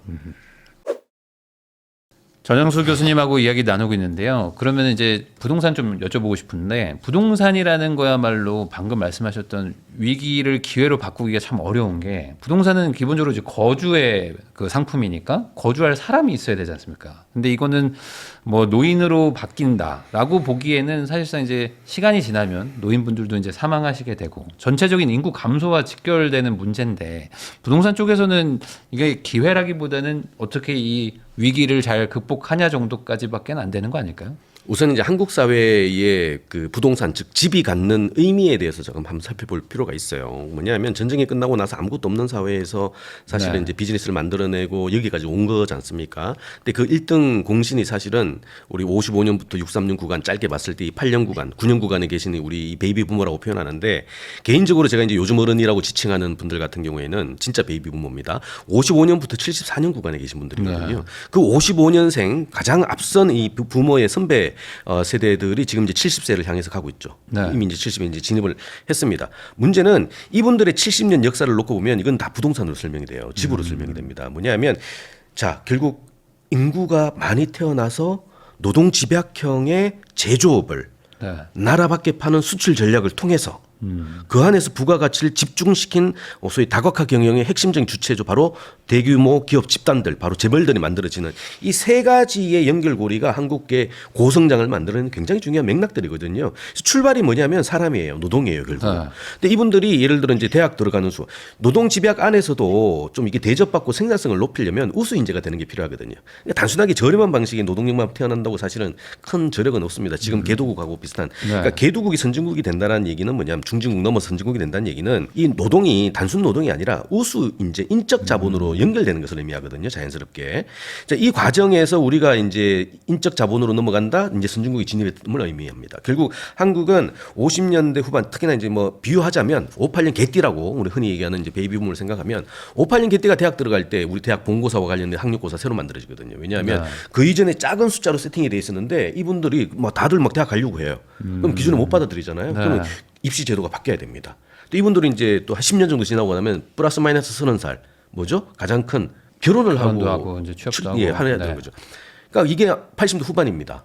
잘 생각하시면 우리 제1기 신도시 89년도잖아요. 아, 그러네요. 왜냐하면 58년 개띠가 가족을 그러니까 분화하는 결혼을 통해서 대개는 우리 장남 빼고는 또 다 분화를 하니까 그죠? 이게 80만이에요. 근데 이게 58년 개띠만 80만이겠냐고요. 57도 80만일 거고 뭐 57 마찬가지 그죠? 그러니까 결국 뭐냐면 88년도에 그때 노태우 정부인가요? 그 주택 건설 200만 호 계획. 한국에서 압축적인 신도시 정책이 처음 나오는 것들이 사실 출발이 뭐냐면 58년 개띠가 가족을 분화하면서 살 집이 필요했던 거예요. 극단적으로 얘기하면. 그러니까 이분들이 또 대개 보면 또 우수 인재임을 증빙받기 위해서 교육을 받아야 되잖아요. 결국 수도권으로 몰려오거든요. 그러다 보니까 수도권 외곽에 이분들을 품어내는 방식으로서의 부동산 정책 바로 아파트로 이름되는 이 일기 신도시들이 나오는 배경이거든요. 자, 문제는 이렇게 생각하다 보면 사실은 부동산은 사실 뭐 베이비붐만 잘 분해해봐도 상당 부분 과거의 이 궤적뿐만이 아니라 앞으로 갈 상황들도 좀 정리가 될 수밖에 없다라고 보는 거고요. 특히나 이 부동산은 일단 뭐 지금은 굉장히 빨리 짓습니다만 옛날만 하더라도 굉장히 길었죠, 그죠? 길다 보니까 소위 그 고용의 유발 효과도 크고 두 번째는 문제가 생기면 경기를 좀 진작시켜야 되겠네 하면 부동산 정책 가지고 이렇게 많이 했단 말이에요. 그러다 보니까 토목 건축을 포함한 이쪽 파트 섹션이 굉장히 컸죠. 근데 결국 정리하면 한국의 부동산 산업이라는 것은 기본적으로 전략 산업이 될 수밖에 없어요.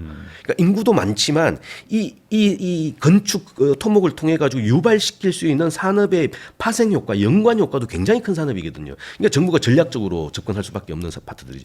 그 산물이 바로 아파트였던 거예요. 이제 그렇게 놓고 본다면 사실은 앞으로의 그러면 이 부동산의 이슈는 또 어떻게 갈 거냐. 결국 이분들의 상황 안에서 이게 정리가 될 거라는 것이죠.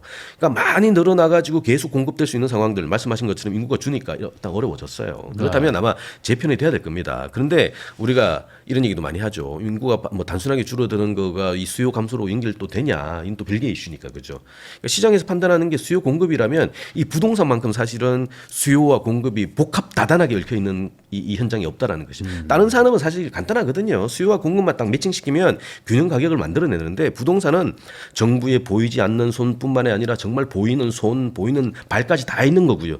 또 우리 또 수요만 하더라도 우리 지금 실수요만 있으면 좋겠는데 특히나 또 가수요까지 있는 시장이지 않습니까? 우리 자녀에게 또 상속 정의와 관련된 또 물건이게. 그러니까 그런 것들이 있다 보니까 사실은 참 뭐라 그럴까요? 애증의 대상이라고 할까? 뭐 이런 건데 중요한 거는 이제 과거의 우리 논리, 부동산을 바라봤던 인식들이 어쨌든 가장 출발이 됐던 인구가 줄어드는 상황이기 때문에 어떤 시기든지 전환 혹은 재수정 재검토는 필요한 상황이다라고 봐야 될 겁니다. 그러면 결과적으로 이런 거가 아닐까? 그러니까 집이 앞으로 남는 건 맞는데 그 집이 남는다고 해서 모두가 그 남는 집을 막 선호하는 집들이 남으면 뭐 모르겠지만 또 선호하는 집들은 또 정해져 있고 그러다 보니까 이게 이걸로 서로 지금 막 갑론을박을 하고 있는 것 같거든요. 결과적으로 지금 이렇게 되면은 제가 제일 걱정되는 부분은 이게 인구가 전국이 동시에 주는 거면 모르겠는데 그게 아니라 또 쏠림 현상이 막 일어날 수 있잖아요. 실제로 지금도 서울 수도권으로 계속 청년 세대들 막 들어오고 있는데 그러면 이제 지방이나 이런 쪽은 훨씬 더 이 불균형이 심화되는 거 아닌가.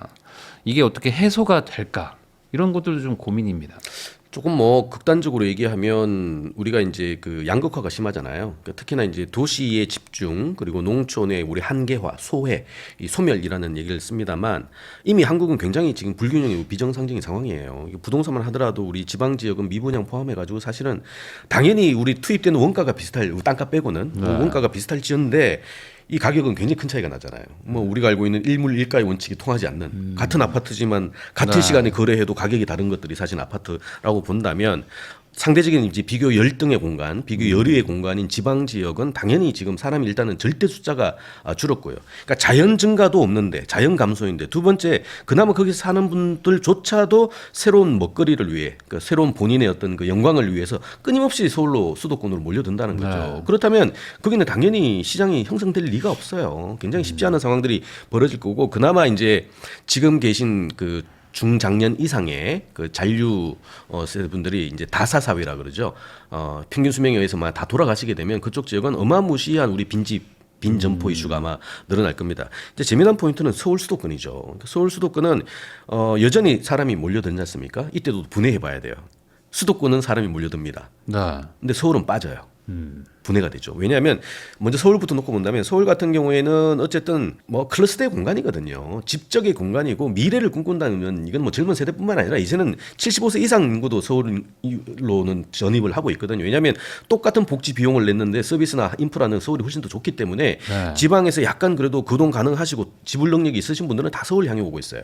근데 75세 이하 세대는 또 다 빠지고 있습니다. 역설적이죠. 뭐냐면 구매력이 없거든요. 그러니까 결국 이 얘기는 뭐냐면 서울에서 떠나지는 못하지만 바로 생활 공간, 바로 일의 거점이자 인프라가 몰려 있다 보니까 멀리는 못 떠나지만 그렇다고 서울에 살기는 어려운 이 현상들이 동시다발로 발생하고 그러다 보니까 우리 90년대에 1,000만 인구가 지금 920만까지 줄어들었잖아요. 특히나 20대, 30대들 구매력이 없으신 분들 같은 경우 빠른 속도로 아마 빠져나갈 겁니다. 직주가 분리되는 현상들, 직주의 거리가 멀어지는 현상들이 앞으로도 계속 가수가 될 것인데 근데 이분들이 멀리는 못 갑니다.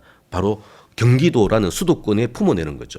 근데 그렇다면 수도권은 그러니까 경기권 같은 경우에는 끊임없이 인구가 늘어요. 네. 그러니까 그나마 우리가 0.7밖에 안 됩니다만 0.7을 올리고 있는 것들이 보면 어쨌든 그러니까 수도권 같은 경우에는 경기 지역 두 번째 지방 지역에서 막 오시는 분들이 서울에 바로 못 가니까 이 경기 지역이 잔류하거든요. 결국 뭐냐면 이 아파트의 수요가 문제라면 수요는 그래도 경기권은 계속해서 유지가 될 것이다라고 보는 거고 두 번째는 그렇게 오는 인구를 또 분해해 보면 그러니까 옛날에는 그렇잖아요. 4인 가족이 한 집에 살았단 말이에요. 네. 그러니까 4인이 수요가 하나였는데 지금은 이제 가족 분화가 어려워지다 보니까 또 안 하려고 하는 경향성이 문화적 결혼 안 상황, 하니까. 문화적 현상까지 가다 보니까 4명이 다 각자의 집을 원해요. 네. 근데 그렇다면 사실은 옛날에 물량 계산 방식이 통하지 않는다는 얘기가 되는 거거든요. 즉 인구가 줄어도 소위 수요, 즉 가구 수라든가 이 세대 수가 늘어나면 당연히 수요는 늘어나는 상황이 생기겠죠. 그래서 이런 현상들이 그래도 어쨌든 경기권이나 서울 수도에서는 일정 부분 보일 수가 있어요. 그런 점에서 놓고 본다면 아마도 뭐 인구 감소의 부동산으로의 충격에 버퍼존은 아마 서울 수도권에 있을 것이다. 하지만 지방 지역은 지금 현존하는 이슈만 보더라도 굉장히 쉽다는 상황이 벌어지겠죠. 그럼 이제 지방은 그러면 뭐 어떤 부활의 가능성 이게 똑같이 지금 이 출산율과 마찬가지로 해결은 해야 되지만 쉽지 않다 이렇게 좀 봐야 되는 걸까요? 일단 뭐 바꿔야 될 겁니다. 정책적으로 일단은 많은 노력을 통해 가지고 이 속도를 좀 떨어뜨리거나 혹은 뭐 지금 우리 중앙정부가 하고 있는 많은 정책들도 마찬가지입니다만 지방이 살 수 있는 로컬이 살 수 있는 어떤 새로운 어떤 순환 경제의 물꼬들을 만들어주는 게 굉장히 중요해요. 조금 더 시간 지나버리면 완벽하게 아마 뭐 사람이 살지 않는 우리 고스트 타운, 유령 타운으로 전락할 수도 있는 거거든요. 이미 신호가 나왔기 때문에 어떤 시기든지 그걸 속도를 줄이는 방식, 뭐 가능하다면 조금 더 좋은 방식으로 만들어낼 수 있는 정책들을 써야 되는데 지금 뭐 시간이 좀 많이 지났다는 생각이 들어요. 그래서 더 늦기 전에 빨리빨리 해줘야 되는 거고요. 반면에 또 서울 수도권이 가지고 있는 또 집적의 문제들을 또 완화시키는 방식으로도 좀 정책들의 시선들을 좀 전환시켜주는 것도 굉장히 필요하다고 봅니다. 그러면은 아파트 선호도 있지 않습니까? 이게 제가 그 최근 통계를 보니까 20대는 96.3%가 아파트가 이상적인 주택이다라고 얘기를 하고 뭐 전 세대에 걸쳐서 다 아파트 선호도가 높더라고요. 거기다가 말씀해 주신 것처럼 이제 서울에는 또 의료 인프라 뭐 이런 것들이 또 몰려 있으니까 또 노인분들도 막 지금 도심지를 안 떠나고 계속 이제 모여 살고 계시는데 외국은 보통 좀 돈이 많고 하면 약간 외곽지로 가시고 뭐 좀 다른 도시로 가시는데 우리나라는 이 기조는 좀 계속 될 거라고 보세요. 우선 집하면 많은 분들이 아파트를 떠올리지 단독주택을 떠올리진 않거든요. 이제는 안 떠올리는 그렇죠. 거죠. 실제 그런데 우리 통계를 놓고 보면 단독주택이 여전히 꽤 많습니다. 많은데 이제 서울 같은 경우, 수도권 같은 경우 이제 우리 신축으로 지어지는 건 거의 대부분이 이제 아파트다 보니까 비중이 빠른 속도로 늘어나고 있죠. 특히나 20대, 30대 상당수는요 태어날 때부터 아파트에서 태어났어요. 네. 그리고 아파트에서 생활했다는 거죠. 그분들에게 집은 아파트예요. 그래서 사실은 아파트를 선호하는 게 아니라 아파트밖에 없는 거예요. 다른 거를 뭐 경험하지 않았으니 선택지가 별로 없는 거죠, 네. 사실은. 근데 이제 나이 드신 분들은 이제 단독주택에 살아봤으니까 비교를 할 수도 있겠습니다만 기본적으로 그렇진 않고 또 다른 현상들이 뭐냐면 빠른 속도로 아파트가 표준 모델이 됐다라는 거예요. 그러니까 이것도 사실 압축 고성장의 결과하고 똑같습니다. 우리 58년 개띠부터 포함한 베이비 부머들이 서울에 몰려들다 보니까 서울이란 공간은 한정적이잖아요. 한정된 공간에서 뭐 아무리 위로 뭐 세운다 하더라도 가격이 비싸고 하다 보면 그 커버가 안 되는 거거든요. 근데 그러다 보니까 자연스럽게 외곽으로 그분들을 담아내는 그릇이 필요했고 그게 이제 신도시 정책으로 연결이 되는 거거든요. 근데 재미난 거는 선진국은 똑같이 그렇게 수도권으로 메트로폴리탄에 대해서 사람이 몰려들 때 이 도시개발이라는 게 굉장히 주변 그러니까 교외부로 갈수록 저밀도형의 분산형 이 신도시가 만들어지는데, 그러니까 중앙에서부터 이런 식으로 이제 되게 만들어지죠. 네. 그리고 이 낮아지는 파트가 사실은 아파트가 가지고 있는 한계들이죠. 그러니까 친환경과 관련된 이슈들, 그러니까 뭐 산이라든가 이런 것들이 하나씩 강화가 되는 방식으로 소위 이제 부자들일수록 이제 바깥에 나가 산다는 맥락들이 만들어지는 것인데 한국은 안타깝게도 그게 이렇게 만들어져요. 그 뭐냐면 워낙 빠른 속도로 베이비 부모들이 서울에 몰려들다 보니까 이분들을 품어낼 수 있는 방식은 단독 가지고는 안 되는 거죠. 네. 그러니까 신도시조차도 굉장히 높은 방식으로 지어질 수밖에 없고 그게 지금 이제 재규체 이제 시즌까지 다가온 이슈거든요. 근데 중요한 거는 이제 계속 이게 유지가 되려면 아까도 얘기했다시피 끊임없이 들어와줘야 된다 그랬잖아요. 네. 근데 서울은 이미 빠지고 있고 경기만 하더라도 서울에 붙어 있는 신도시가 아니라 멀리 갈수록 이런 현상들이 그럼 계속해서 더 지어야 되느냐라는 건데 뭐 경기도 바보가 아닌 이상에는 앞으로 절대 인구가 줄어드는 상황에서 이런 공급 방식이 오를 것이냐라는 고민들을 하는 거거든요. 두 번째는 이 아파트라는 것은 어쨌든 인플레 시대 그리고 가족이 결성이 되고 분화가 되는 것들을 전제하에 만든 주거 패턴이거든요. 왜냐하면 엄빠가 계시고 자녀가 있을 때 방들을 나눠 가지고 이렇게 사는 방식이 굉장히 효율적인 방식이었잖아요. 근데 이제 가족도 분화하지 않습니다. 이분들에게 4인이 전제된 이 아파트의 설계가 과연 설득적일 것인가? 그러니까 우리가 아파트를 가지고 있는 이 일반적인 평면도의 이미지 지금까지는 옳았어요. 이렇게 늘어나는 인구를 커버하는 방식으로는 굉장히 바람직했는데 이제 막 개토화돼서 혼자 사는 것들을 굉장히 익숙한 그러니까 가족이 있다 하더라도 한둘 정도밖에 안 되는 상황 속에서 그런 식의 거주 공간의 어떤 설계라는 게 타당한 것이냐라는 거고요. 결국 정리하면 우리가 30년 전에 아파트 살았습니까? 라는 얘기거든요. 안 살았거든요. 뒤집어 얘기하면 30년 후에도 우리 아파트에 살까요? 라는 이슈하고 똑같다고 봅니다. 실제 이제 요즘 아파트의 평면도도 굉장히 다양화되고 있지 않습니까? 그런 것들이 어쩌면 인구 구조의 변화가 알려주는 새로운 수요들이 이 현장에 하나하나 반영되는 방식이라고 보는 거고요.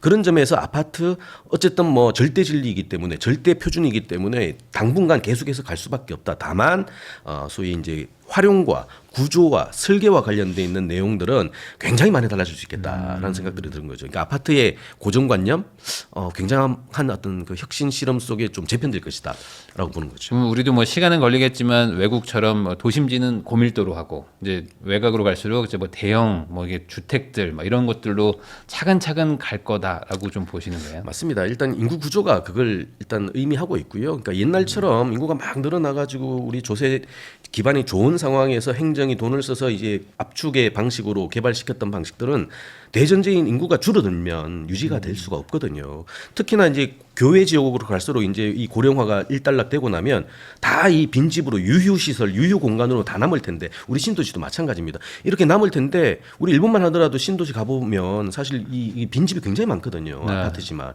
그러니까 이런 것들 계속 내버려둬서 사회 문제화로 키울 것이냐 아닐 것이냐 고민을 해야 되는 거예요. 당장 수요가 있다고 지금 막 지어대는 방식이 옳은 것이냐에 대한 고민이 필요하고요. 두 번째는 이런 것들 안에서 사실은 이제 유휴화가 되지 않는 방식으로 재세팅되는 설계도가 필요하다라는 거예요. 결국 그 아파트가 갖는 굉장한 어떤 뭐 그 애증의 공간으로서 또 많은 사람들의 수요나 욕구가 반영된 공간으로서의 어떤 재구성은 반드시 필요하다고 봅니다. 전영수 교수님하고 이야기 나누고 있는데요. 그러면은 결국에 이런 시대의 흐름이 바뀌는 거는 또 위기라고 받아들이는 분들도 있지만 반대로 여기서 또 기회를 찾는 분들도 있고 그게 뭐 어떤 재테크나 아니면 사업이나 창업에도 분명히 어떤 영향을 줄 것 같은데 이번에 또 요즘 어른의 부모 경제학이라는 책을 쓰셨잖아요. 그럼 여기에서도 어떤 그 재테크나 이런 것들 이 인구 구조의 변화에서 기회를 찾을 수 있다 이런 내용도 좀 있을까요? 기본적으로 우리가 이제 경제학 뭐 이거는 책에서 제가 이제 부모 경제학이라는 얘기는 했습니다만 경제학은 사실은 기본적으로 그 투자나 그 어떤 그 이론들에 연결돼서 이제 세팅이 될 수밖에 없는 구조죠. 네. 우리가 상식처럼 알고 있는 투자 이론은요 대부분 이런 인구 구조에서 세팅이 돼 있어요. 이것도 똑같습니다. 네. 뭐냐면 젊은 인구가 많고 네. 나이 드신 분들이 적어요. 네. 그러다 보니까 이분들이 살아가는 라이프 사이클들이 있을 거 아닙니까? 그러니까 젊은 인구가 많고 근로소득이 또 당분간 유지가 되겠죠. 그러다 보니까 젊은 사람들은 약간 하이리스키한 선택을 해도 돼요. 대표적인 게 그래서 청년 인구 보통 100에서 뭐 나이를 뺀 게 위험자산 선호다 이런 네, 얘기 많이 하지 않습니까? 그러니까 100에서 20을 빼면 80이에요. 그러니까 20대는 자기 자산의 80%를 위험 자산에 편입하고 반대로 이제 80대는 20%만 위험 자산이 있어야 되고 80%는 안정적으로 이제 갈 날이 얼마 안 남았으니까 네. 이런 것들이 대표적인 이제 생애 투자 이론 중에 하나죠. 또 이런 것도 있습니다. 라이프 사이클 이론에 맞춰 가지고 어쨌든 시간이 지날수록 그 소위 상품의 편입 비율도 달라져야 되지만 내용도 달라져야 된다는 얘기를 많이 하거든요. 이런 것들이 사실은 이런 인구 피라미드 안에서 만들어졌는데 이게 가능하냐 이미 바뀌었잖아요. 네. 또 어떻게 해야 갈 거냐라는 거예요. 그러니까 부동산으로 얘기해도 이게 단적으로 나오는데 원래 부동산 뭐 수요 공급이 워낙 다각적이라 분석하기가 굉장히 쉽지 않은데 이 수요 파트가 대표적인 겁니다. 뭐냐면 우리야 한국이 아직까지도 우리 그 뭐 구축이다 신축이다 상관없이 즉 중고 매매나 신축 매매나 상관없이 다 공급으로 잡히고 있습니다만 기본적으로 사실은 핵심이 뭐냐면 인구가 늘어난다라는 차원에서 소위 이제 수요가 늘어난다라고 보는 거고요. 그러다 보니까 수요가 늘어나는 거의 핵심은 젊은 친구들이 생애 최초로 이제 내 집을 갖는 과정들. 네. 이게 신축 옛날에는 뭐 신축 구축 차이가 그거 없어서 상관없었는데 요즘은 신축이 굉장히 비싸잖아요. 네. 기본적으로. 그러다 보니까 구매력이 없으면 신축을 못 사는 거예요. 그렇다면 이제 중고를 샀다가 조금 이제 축적한 다음에 다시 신축으로 넘어가고 또 20평대 샀다가 30평 가고 뭐 월세 있다가 전세 매매 이런 식의 이제 자연스러운 패턴 안에서 근로소득이 확장이 되면서 이제 가주는 구조였죠. 그러다 보니까 이분들이 할 수 있는 가장 좋은 구가 뭐냐면 중고주택을 사는 방식. 근데 이 중고주택을 누가 매물로 내놓느냐 위에 계신 분들이 내놓는 거거든요. 그렇죠. 그러다 보니까 사실상 이제 우리 생애 이론에 투자 이론에 따른다면 그러니까 위험 자산 사실은 뭐 실물 자산이니까 약간 위험하죠. 그러니까 이 자산을 한 60대 50대 되는 분들이 이제 수명도 만약에 길지 않은 상황이라면 기본적으로 갖고 있는 우리 고정 자산이니까 실물 자산 같은 경우에는 가장 큰 게 우리 흑자 부도 이런 얘기도 많이 하잖아요. 네. 집은 뭐 100억짜리 갖고 있는데 눈앞에 현금이 없어가지고 못 쓴다. 이제 이런 식의 이슈가 있으면 안 되니까 이분들의 집을 다운그레이징을 하고요. 다운사이징도 하면서 동시에 이것들을 분할해서 청년 인구들이 받아내는 매물로 출회를 하는 구조. 그래서 자연스럽게 이제 부동산도 사실은 바톤 터치가 이루어지는 구조들. 그러다 보니까 공급의 한 축을 차지했단 말이에요. 그러니까 공급이 늘어나니까 당연히 수요가 있는 상황에서 가격도 좀 다운되는 막 적절한 균형 가격이 만들어지는 것인데 한국이 이제 바뀌었죠. 이렇게 돼버리다 보니까 여기 계신 분들이 이거 더 살아야 되거든요. 그 얘기는 뭐냐면 50대, 60대에게 한국 사회는 청년이에요. 자, 그렇다면 이분들은 위험 자산을 선호해야 됩니다. 당연히 50대, 60대가 중고주택의 공급자가 아니라 신규 주택의 수요자가 되는 거예요. 근데 가뜩이나 신규 수요는 제한적일 텐데 이분들이 또 원하는 거죠. 네. 그럼 당연히 가격은 뛸 수밖에 없는 구조가 만들어지는 거예요. 즉 옛날에 우리 투자 이론으로 생각하면 안 먹혀드는 새로운 현상들이 막 만들어지기 시작하는 거죠. 가까운 일본만 하더라도 60대, 70대 분들이 외환 투자 굉장히 많이 하거든요. 한국은 우리 저희 서점에 매대 가면은 막 부동산 같은 것들이 매대 한 면을 다 차지하지 않습니까? 그만큼 한국이 부동산이 갖는 의미가 크지 않습니까? 네. 일본 같은 경우에는 놀랄 거예요. 막 FX라고 쓰여져 있는 이 책들이 굉장히 많아요. 근데 이분들이 되게 누구냐? 나이 드신 분들이에요.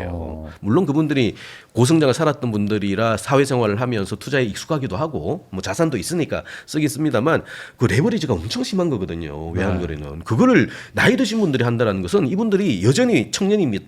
더 중요한 거 20, 30년을 살아가야 될 불확실성을 해소하려면 어차피 근로소득이 없기 때문에 자산소득으로 뭔가를 벌충해야 될 동기들이 생길 수밖에 없지 않습니까? 근데 그분들이 적극적으로 뛰는 방식이거든요. 그러다 보니까 우리가 뭐 우리 TDF처럼 특정 연령에 맞춰가지고 특정 이슈에 맞춰가지고 자산시장도 재편되면서 시장을 비율도 바꿔야 된다라는 이론들이 사실 더 먹혀들지 않는 상황이 된 거죠. 물론 거시 환경도 굉장히 변했습니다. 이런 환경이 만들어진다는 것은 대전제가 기업이 돈을 벌고 소득이 늘어난다라는 전제, 즉 개도국의 인플레, 그러니까 성장형의 모형이 전제될 때 산업들이 세팅이 되는 거고 그 산업에 맞게끔 금융 상품들도 설계가 되는 거거든요. 근데 이렇게 꺾어버리면 과거에 있는 것들이 먹혀들지 않아요.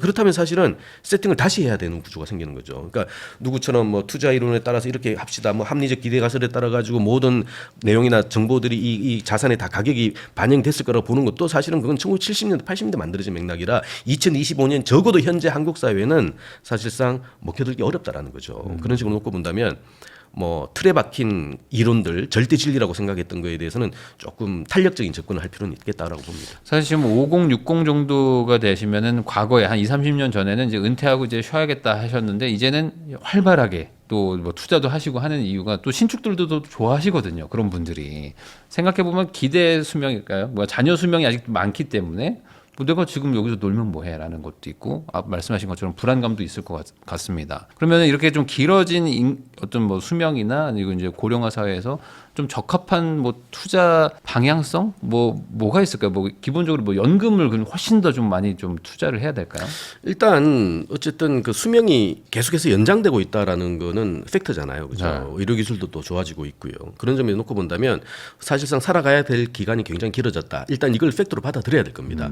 살아가야 될 기간이 길어졌다는 얘기는 잘 준비하면 영광일 수 있겠으나 축복일 수 있겠으나 잘 준비되지 않는다는 얘기는 굉장한 그 절대 불행이죠. 이 빈곤의 기간이 늘어난다는 것을 의미하거든요. 그러니까 흔히 뭐 우리 수명 연장이 축복이냐, 그 재앙이냐, 뭐 이런 얘기를 하지 않습니까? 이게 사실 엇가르는 게 이 후반부, 인생 후반부라고 흔히 표현되는 소위 근로소득이 전제되지 않은 상황에서의 적자 구간을 어떻게 관리하느냐에 달렸다고 보는 거죠. 그러니까 지금 더 똑똑해진 우리 후석 세대들 같은 경우에도 이 환경 자체가 바뀌어진 게 뭐냐면 고성장이라는 얘기는 GDP가 높다는 얘기잖아요. GDP가 높다는 얘기는 어쨌든 벤치마킹도 높다는 얘기예요. 결국 그 투자 수익이 있던 기본적인 시장에서의 금리 수준도 높다는 걸 의미하는데 이게 반대로 이게 저성장이 됐다는 얘기. 또 얼마 전에 또 뉴스가 나왔죠. 한국이 올해 성장률이 또 0%까지 간다면서요. 네. 결국 뭐냐면 시장의 평균 그 타겟 금리가 1%까지 간다는 얘기는 굉장한 부가가치가 낮아지는 상황을 의미하죠. 가뜩이나 우리 근로소득도 쉽지 않은데 자산소득으로 얻을 수 있는 기준점이 낮아졌다는 얘기는 현역 구간에 축적해줄 수 있는 자산과 관련돼 있는 어떤 기회비용이 굉장히 낮아진다는 걸 의미한다는 거죠. 그런데 반대로 이건 더 길어졌어요. 후반부의 네. 적자 구간은 굉장히 쉽지 않아졌죠. 오히려 선배 세대들이 좋은 게 뭐냐면 굉장히 그래도 흑자 구간이 짧았으나 적자 구간도 짧았고 이 기울기도 높았다는 거죠. 훨씬 더 많이 벌어서 이 상황에 벌충하는 구조가 쉽게 만들어졌다는 거예요. 그래서 근로소득하고 이 자산소득 일정 부분이 있고 하면은 살아가는데 큰 문제는 없다라고 이제 표현을 합니다만 앞으로는 그렇지 않을 거예요. 우리 1,700만의 요즘 언론을 포함해서 20대, 30대들의 아마 인생 100세 시대, 뭐 좀 이미 90세가 됐습니다만 90까지 가는 이런 시점에서는 이 불확실성을 어떻게 줄이냐 굉장히 큰 관건일 수밖에 없습니다. 즉 노후 소득과 관련돼 있는 그 포트폴리오를 다양화해야 돼요. 최대한 다양화해야 됩니다. 사람이는 알 수가 없거든요. 네. 가장 좋은 게 그래서 가장 좋은 게 평생 근로예요. 그러니까 평생 동안 일해서 근로소득을 확보할 수 있다면 사실 저축할 이유가 없잖아요. 오늘까지 열심히 일하고 계시다가 한 몇 달 고생하고 돌아가시면 얼마든지 행복하게 살 수가 있죠. 근데 우리가 불행한 건 뭐냐면 벌써 우리 60세 그만두는 것도 이미 아이디얼 타입이잖아요. 네. 49세 이미 그만둔다고 얘기를 했고 그리고 80세 거의 40년 가까이를 근로소득과 관련돼 있는 불확실성 속에서 산다는 얘기예요. 그러니까 이걸 없애버리는 방식이 사실 가장 좋습니다. 이걸 없애버리면 연금과 관련된 갈등도 줄어들어요. 근데 너무 어렵잖아요, 그게. 그래서 이 말씀드리는 게 이 피부양 인구로 넘어가는 이 사람들을 평생 근로를 할 수 있는 기회를 만들어주는 게 중요하다는 거예요. 그러니까 자꾸 복지의 대상으로 기존 방식으로 편입하려고 하지 말고 이분들을 어떤 시기든지 활용해서 쓰게 한다는 방식들. 그러니까 생산의 주체가 되는 방식으로 끊임없이 정책도 바꿔주고 제도도 바꿔줘야 되는 거고요. 실제 이분들 그럴 만한 능력과 의지도 있습니다. 거듭 말씀드립니다만 요즘 뭐 자기 나이에다가 뭐 0.7을 곱해야 된다면서요. 네. 그러니까 저만 해도 지금 50세십니다만 뭐 50이라고 쳐도 0.7을 곱하면 35이에요. 그러니까 35으로 계속해서 활용하려고 생각을 해야지 이분이 이제 50이 되고 60이 됐으니까 복지를 줘야지 연금을 줘야지 이렇게 하니까 문제가 생긴다는 거죠. 그래서 결국 기본적으로 정책도 소위 평생 근로가 가능한 방식으로 제도나 내용들을 전환을 해줘야 되는 것이고요. 개인 차원에서도 평생 동안 일할 수 있는 전제로 해서 만들어진 게 굉장히 중요해요. 그래서 근로소득을 안정적으로 확보하는 게 가장 중요하다. 네. 두 번째, 어쨌든 근로소득은 뭐 언젠가는 단절되겠죠. 그렇다면 버텨낼 수 있는 불확실성 기회, 바로 이게 자산과 관련된 방식이죠. 요 사이에 끼어 있는 게 바로 이제 연금소득입니다. 근데 연금은 뭐 앞서 말씀드린 것처럼 진분수에 의해서 만들어졌는데 이미 가분수가 됐기 때문에 갈수록 좀 상황이 악화될 수밖에 없는 거고요. 그렇다면 생애 전체에 걸쳐 있는 낮은 벤치마킹입니다만 자산소득과 관련돼 있는 굉장히 다양한 방식으로서의 선제적 방식. 그러니까 연금만 하더라도 우리 국민연금이 아니라 개인연금, 뭐 또 퇴직연금 포함한 방식으로 또 다양화시켜서 가는 것도 필요하고요. 필요하다면 우리 자녀와의 관계를 통해 가지고 즉 가족의 어떤 관계성을 회복해서 불확실성을 낮추는 것도 아이디어 중에 하나예요. 즉 사실상 가용 가능한 거의 모든 이 노후의 돈 주머니들을 최대한 다양하고 깊게 만들어주는 전략들이 아니면 뭐 잠재 성장률 2% 시대, 수축 사회, 감축 경제를 돌파하기는 쉽지 않을 것이다라는 생각이 드는 거죠. 그러니까 오히려 이렇게 길어진 만큼 또 젊을 때부터 더 미리미리 좀 준비를 해야 될 것 같기도 하고요. 그리고 이제 말씀해주신 게 뭐 정확한 뭐 비유인지 모르겠지만 제가 최근에 알기로도 맥도날드에서 92세까지 일하시고 이제 은퇴하신 분이 또 있더라고요. 그런 것처럼 이제 오래 일할 수만 있다면 사실 이제 많은 문제들이 해결이 될 것이다. 그러니까 정부도 이런 좀 고령화 사회에 맞춰서 그런 직장을 많이 늘리는 방향으로 가는 게 본질적인 문제 해결이다. 그렇죠. 예, 정책도 바뀌어야 되고요. 개인도 바뀌어야 되고 이게 악재라고 생각하지 말고 이분들이 적극적이고 활발하게 살 수만 있다면 뭐 일단 근로소득이 발생하니까 당연히 소비도 발생하고 소비 발생하면 매출도 좋아지고 이런 일련의 순환 구조들이 있거든요. 이런 것들을 안에서 자연 발생적으로 돌아갈 수 있도록 윤활유를 쳐주고 트리거를 만들어주는 게 거시 환경이고 정책의 어떤 카드의 취지고 가치여야 되거든요. 이런 것들 만들어주면 당장은 뭐 자꾸 이제 60세, 65세 정년 얘기를 하니까 이제 젊은 분들, 청년 세대가 반발할지 모르겠습니다만 결국 그들도 늙어갈 거거든요. 오히려 불확실성은 훨씬 더 깁니다. 네. 근데 이런 선배 세대의 실험이나 그 적용을 통해 가지고 이런 기회들을 만들어 둔다면 이분들의 불확실성도 상당 부분 줄어든다는 것을 의미하거든요.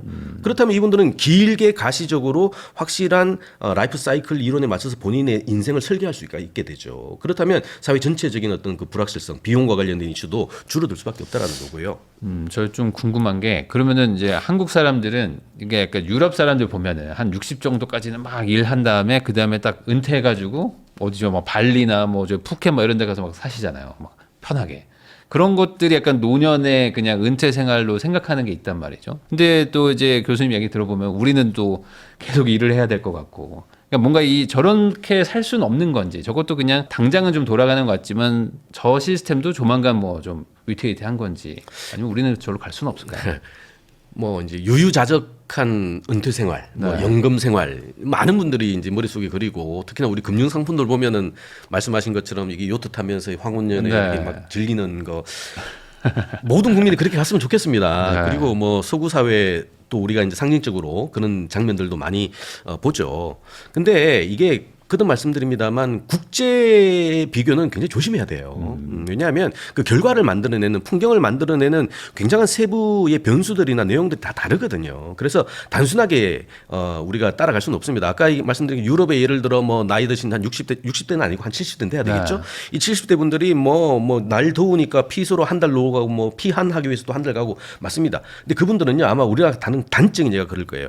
부동산으로 큰 자산을 눌러 있지 않을 겁니다. 그러다 보니까 금융화 유동화를 통해 가지고 어쨌든 연금도 있지만 여기 안에서 본인들이 가용한 방식도 있는 거고요. 더 중요한 거는 이분들은 자녀들과의 관계를 통해 가지고 상속을 한다, 정리를 한다 이런 마인드가 별로 없어요. 그러니까 본인들이 벌어들인 거 가지고 그냥 유유자적하고 쓰는 거예요. 다 쓴다 그냥. 그렇죠. 네. 그러니까 아마 그런 식의 느낌들이 있으니까 상대적으로 근로소득이 없다 하더라도 여러 가지 방식을 통해 가지고 노후 생활을 즐기는데 큰 문제는 없다라는 것이죠. 복지도 상당 부분 잘 돼 있는 거고요. 근데 한국은 뭐 말씀드린 억대 그지라는 표현처럼 뭐 절대 자산인 부동산 우리 뭐 부모들 집단 같은 경우에는 요즘 어른 같은 경우에는 파라레이 부동산이에요. 네. 그러니까 그렇다면 돈이 진짜 많죠. 막 100억, 20억, 뭐 10억, 20억 좋습니다. 있는데 눈앞에 100원, 200원이 없어가지고 생활을 하기 힘들고 더 중요한 거는 내가 지금 비록 밥을 안 먹어도 내 자녀에게는 뭔가를 줘야 된다라는 또 의지가 또 있단 말이에요. 그것도 크죠. 그러다 보니까 객관적 기준으로는 분명히 부자예요. 유럽의 그 은퇴하신 분들보다 훨씬 더 부자인데 노년은 빈곤으로 연결되는 거죠. 이런 어떤 딜레마. 그래서 단순 비교는 아니고 우리 상황에 맞는 방식으로 유유자적함을 즐길 수 있는 방식. 이건 아마 가치나 철학하고도 같이 가는 인식이거든요. 지금 문화적인 트렌드나 DNA가 다르기 때문에 이런 것들이 바뀌어지기는 굉장히 쉽지 않겠어요. 하지만 어쨌든 이미 이제 벌어진 일이고 그죠. 이 길어진 불확실성을 어떻게 가져갈 거냐라는 것은 그만큼 사실은 전략적인 방식으로 접근을 해야 되고 또 장기적인 방식으로 라이프 사이클을 좀 설계를 해서 그 설계에 맞게끔 차근차근 준비하는 방식들이 그나마의 리스크를 좀 해지하는 수단이 아닐까라는 생각이 합니다. 네, 결국에 다 각자 나라마다도 다르고 또 그동안 또 운영했던 뭐 시스템 자체가 다 다르기 때문에 뭐 무작정 뭐 저쪽만 뭐 좋다라고 하기도 어렵고 반대로 우리가 또 무조건 나쁘다고 말하기도 어렵겠죠. 그러면은 어찌 보면 그 노후 준비 중에는 가족의 중요성도 말씀해 주셨는데 요즘에는 이제 뭐 결혼이 계속 늦어지기도 하지만 아예 뭐 비혼으로 가는 분들도 많단 말이죠.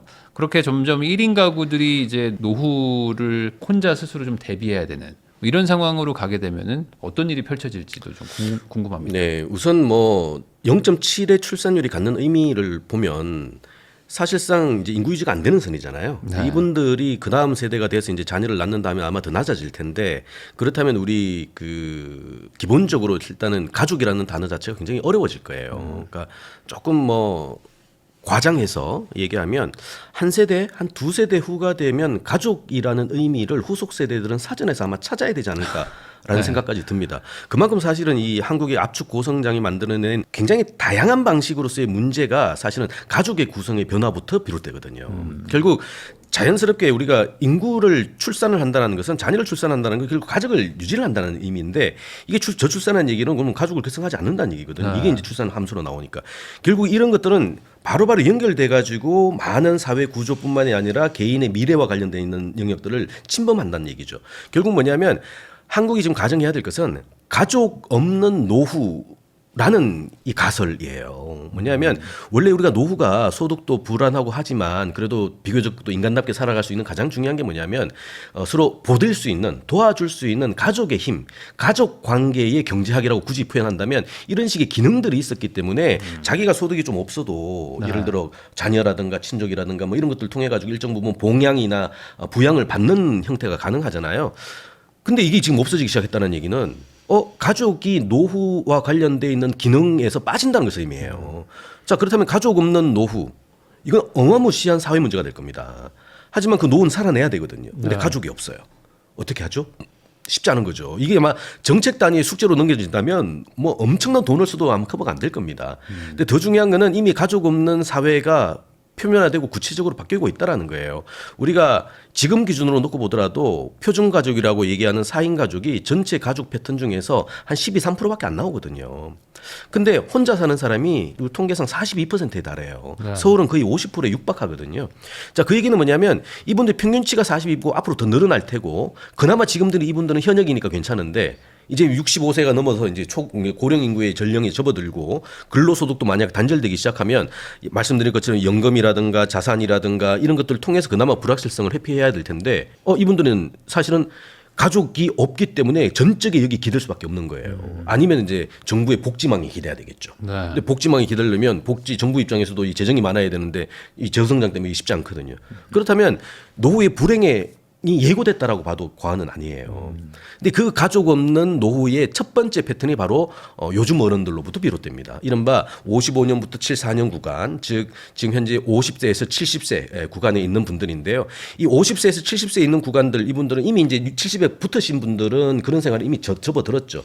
근데 50세 초반에 들어가 있는 요즘 어른의 핵심, 즉 70년대생은 앞으로 한 5년, 10년 후가 되면 이제 그 상황이 접어들어요. 근데 재미난 게 50세까지 결혼하지 않으면 평생 비혼이라고 표현하는데 우리 50세는 아저씨잖아요. 그죠? 아줌마거든요. 네. 아저씨, 아줌마란 그 단어 의미가 뭐냐면 가족이 있다라는 단어가 이미 거기 있는 거예요. 엄마, 아빠, 얘 친구분들이 아줌마 아저씨니까. 네. 근데 아줌마 아저씨인데 총각 처녀들이에요. 이게 늘어나기 시작했습니다. 특히 남자들은 지금 현재 20%에 달해요. 결국 50세 시점에 평생 한 번도 결혼하지 않은 사람이 10명 중에 지금 2명이 등장했다는 것이죠. 이분들이 누구냐? 바로 70년대생, 이른바 90년대 학번들, 자칭 X세대로 불렸던 분들이에요. 즉 사회가 만든 제도나 질서에 거부하고 저항하면 이른바 X세대로 불리는 이런 식의 인식들이 있던 분들이 처음에는 굉장히 되바라진 이 후속 인구들이라는 개념이 사회 전체적으로 굉장히 큰 이슈가 있었잖아요. 네. 근데 이분들도 어쩔 수 없어요. 지금 벌써 30년이 흘렀습니다. 그죠? 이제 50대 진입을 했거든요. 근데 그때 그 저항의식이 바로 가족을 결성하지 않는 방식으로 하나 둘 도전하기 시작했고 그게 지금 50세 평생 비혼이 무려 남자들 같은 경우 20%에 달하는 상황이 됐거든요. 자, 이분들 아마 50세까지 결혼하지 않는 걸 평생 비혼이라고 보는 이유는 그 이후에는 결혼하지 않을 거라 보기 때문에 그런 거거든요. 근데 이제 노후 파트죠. 살아야 돼요. 근데 가족이 없어요. 어떡하죠? 친구끼리 막 살아야 된다 그렇죠. 이런 얘기. 그래서 이 부분이 사실은 이게 이렇게 늘어나는 게 이제 문제인 거예요. 이분들 이제 시간 지나고 나서 이제 소득도 없으면 당연히 정부의 이 보호망 안으로 들어가야 될 것이다. 근데 정부가 능력이 있으면 좋은데 재정이 없으니까 그것도 안 될 것이다. 자, 이게 한계다, 악재다, 초고령화 이래서 망하겠구나. 이런 이슈를 얘기하는 거거든요. 근데 그걸 반대로 뒤집어 보면 이분들도 어쨌든 노후를 살아내야 됩니다. 그죠? 오히려 더 전략적인 분들이에요. 그렇다면 단순하게 복지의 대상으로 전락하는 당사자가 전락하는 길을 택하지 않을 겁니다. 선제적으로 오히려 가족이 있는 분보다 더 치밀하고 정밀한 방식으로 장기간에 걸쳐서 노후의 가족을 대체할 수 있는 뭔가를 만들어낼 거라는 거죠. 결국 뭐 의제 가족이라고 표현합니다만 가족의 기능을 도와주는 어떤 관계 수립도 있을 거고요. 반드시 뭐 결혼한다고 핏줄이라고 가족은 아닌 거니까 그런 식의 방식도 있을 것이고요. 두 번째는 가족의 기능들을 시장에서 구매하는 방식으로서의 시장화도 만들어질 거예요. 우리가 뭐 가족을 반드시 가족만 해야 되는 건 아니잖아요. 그렇네요. 당장 벌어지고 있는 게 지금 현재 뭐 우리 70세, 80세의 소위 이제 유병 노인 같은 경우에는 병원을 자주 갈 텐데 네. 그 자녀 세대 같은 게 맞벌이로 하면 사실은 시간 빼가지고 어렵거든요. 특히나 뭐 대학병원 같은 데 가면 막 3시간씩 기다려야 되는데 이거 자녀분들 현역에 있는 분들이 뭐 휴가 내거나 반휴 쓰거나 해야 되는 건데 병원에 가는 일은 많고 뭐 이거 계속 할 수는 없지 않습니까? 그렇다면 요걸 대체해 주는 분들이 또 사업 모델을 만들어져요. 우리 시니어 시장 쪽에서는 그 굉장히 빠른 속도로 크고 있거든요. 그러니까 그런 식으로 놓고 본다면 가족의 기능을 대체할 수 있다. 자, 가족이 없어서 복지가 붕괴될 거야. 이 얘기는 뒤집어 얘기하면 가족의 기능을 대체하거나 보완하는 새로운 시장이 생기는 거야 하고 같은 거거든요. 자, 그렇다면 이 시장은 과거에는 없었던 새로운 시장이에요. 새로운 일자리가 만들어져. 이 일자리를 청년 인구들에게 적합한 방식으로 기술 혁신을 통해 가지고 연결시켜 준다면 사실은 문제가 사업이 되는 사회 문제가 비즈니스가 되는 새로운 기회의 장으로도 연결이 되는 거거든요. 그렇다면 가족 없는 노후 그다지 물론 위험합니다만 생각보다 그렇게 위험하지는 않고 오히려 좋은 반전의 계기가 될 수도 있겠다라고 보는 거죠. 예를 들어 어떤 뭐 빌라가 하나 있는데 여기는 50대 이상의 미혼 남녀만 들어올 수 있는 1인 가구들만 들어올 수 있는 가구가 딱 있고 뭐 1층에는 뭐 이제 긴급 서비스를 해줄 수 있는 어떤 직원들이 뭐 상주하는 뭐 이런 것들도 생각해 볼 수 있고 그렇습니다. 일본에서는 대표적인 그런 건 이제 쉐어하우스라고 표현을 하죠. 예를 들어 뭐 세대 교류형 쉐어하우스입니다. 예를 들어 뭐 제일 밑에 층 같은 경우에는 아무래도 거동이 어려우니까 그 소위 이제 3세대죠. 고령자. 그러니까 조부모, 조모모의 계급사 분들이 소위 이제 인프라를 쓸 수 있도록 만들어주고요. 2층 같은 경우에는 이제 가족을 결성한 현역 가구들이 사는 거고요. 마지막 위에는 혼자 사는 독신들이 사는 거예요. 네. 근데 다 남남입니다. 남남입니다만 사실 다 모아보면 연령별로 놓으면 대가족이네요. 그죠? 그러니까 현역의 이분들이 예를 들어 맞벌이로 출근하세요. 그럼 자녀 누구 봐야 될 거 아닙니까? 학교 갔다 오면 뭐 챙겨줘야 될 텐데 이걸 1층에 계신 우리 노인분들이 챙겨주시면 되거든요. 자, 위에 계시는 혼자 사시는 분들 어쨌든 가족이 필요한 이벤트가 있단 말이죠. 이럴 때 중간에 내려가면 우리 현역의 삼촌 이모들이 계신 거고 밑에 가면 또 엄마 아빠들이 계신 거거든요. 자, 그런 식의 방식의 거래를 통해서 새로운 부가가치를 만들어내는 형태 이른바 컬렉티브 하우스 일본에서 굉장히 유행을 하고 있습니다. 한국도 아마 그렇게 간다면 각각이 다 문제인데 모아두면 기회가 되는 거죠. 이런 식의 사고 체계가 아마 필요하지 않나. 그래서 그런 식의 어떤 분기점이 되는 요즘 어른들에 대한 변화량들을 좀 긴밀하게 살펴본다면 아마 혁신의 돌파구 충분히 마련할 수 있다고 봅니다. 지금까지 인구경제학자 한양대학교 전영수 교수님을 모시고 대한민국 인구 문제와 관련해서 다양한 이야기 한번 나눠봤습니다. 또 요즘 어른의 부모 경제학이라는 또 책도 쓰셨기 때문에 또 이 내용 한번 읽어보시면서 아마 앞으로 세상이 많이 바뀔 건데 이 안에서 걱정만 하고 있기보다는 기회를 좀 찾아야 되지 않나라는 생각도 저도 들고요. 그러다 보면 또 분명히 또 이제 뭐 재테크뿐만 아니라 다른 거에서 또 좋은 성과가 나지 않을까라는 생각도 해봅니다. 귀한 시간 내주셔서 시청해주신 거 다시 한번 감사하다는 말씀 전하면서 저도 교수님하고 인사 나누도록 하겠습니다. 오늘 나와주셔서 감사드립니다. 고맙습니다.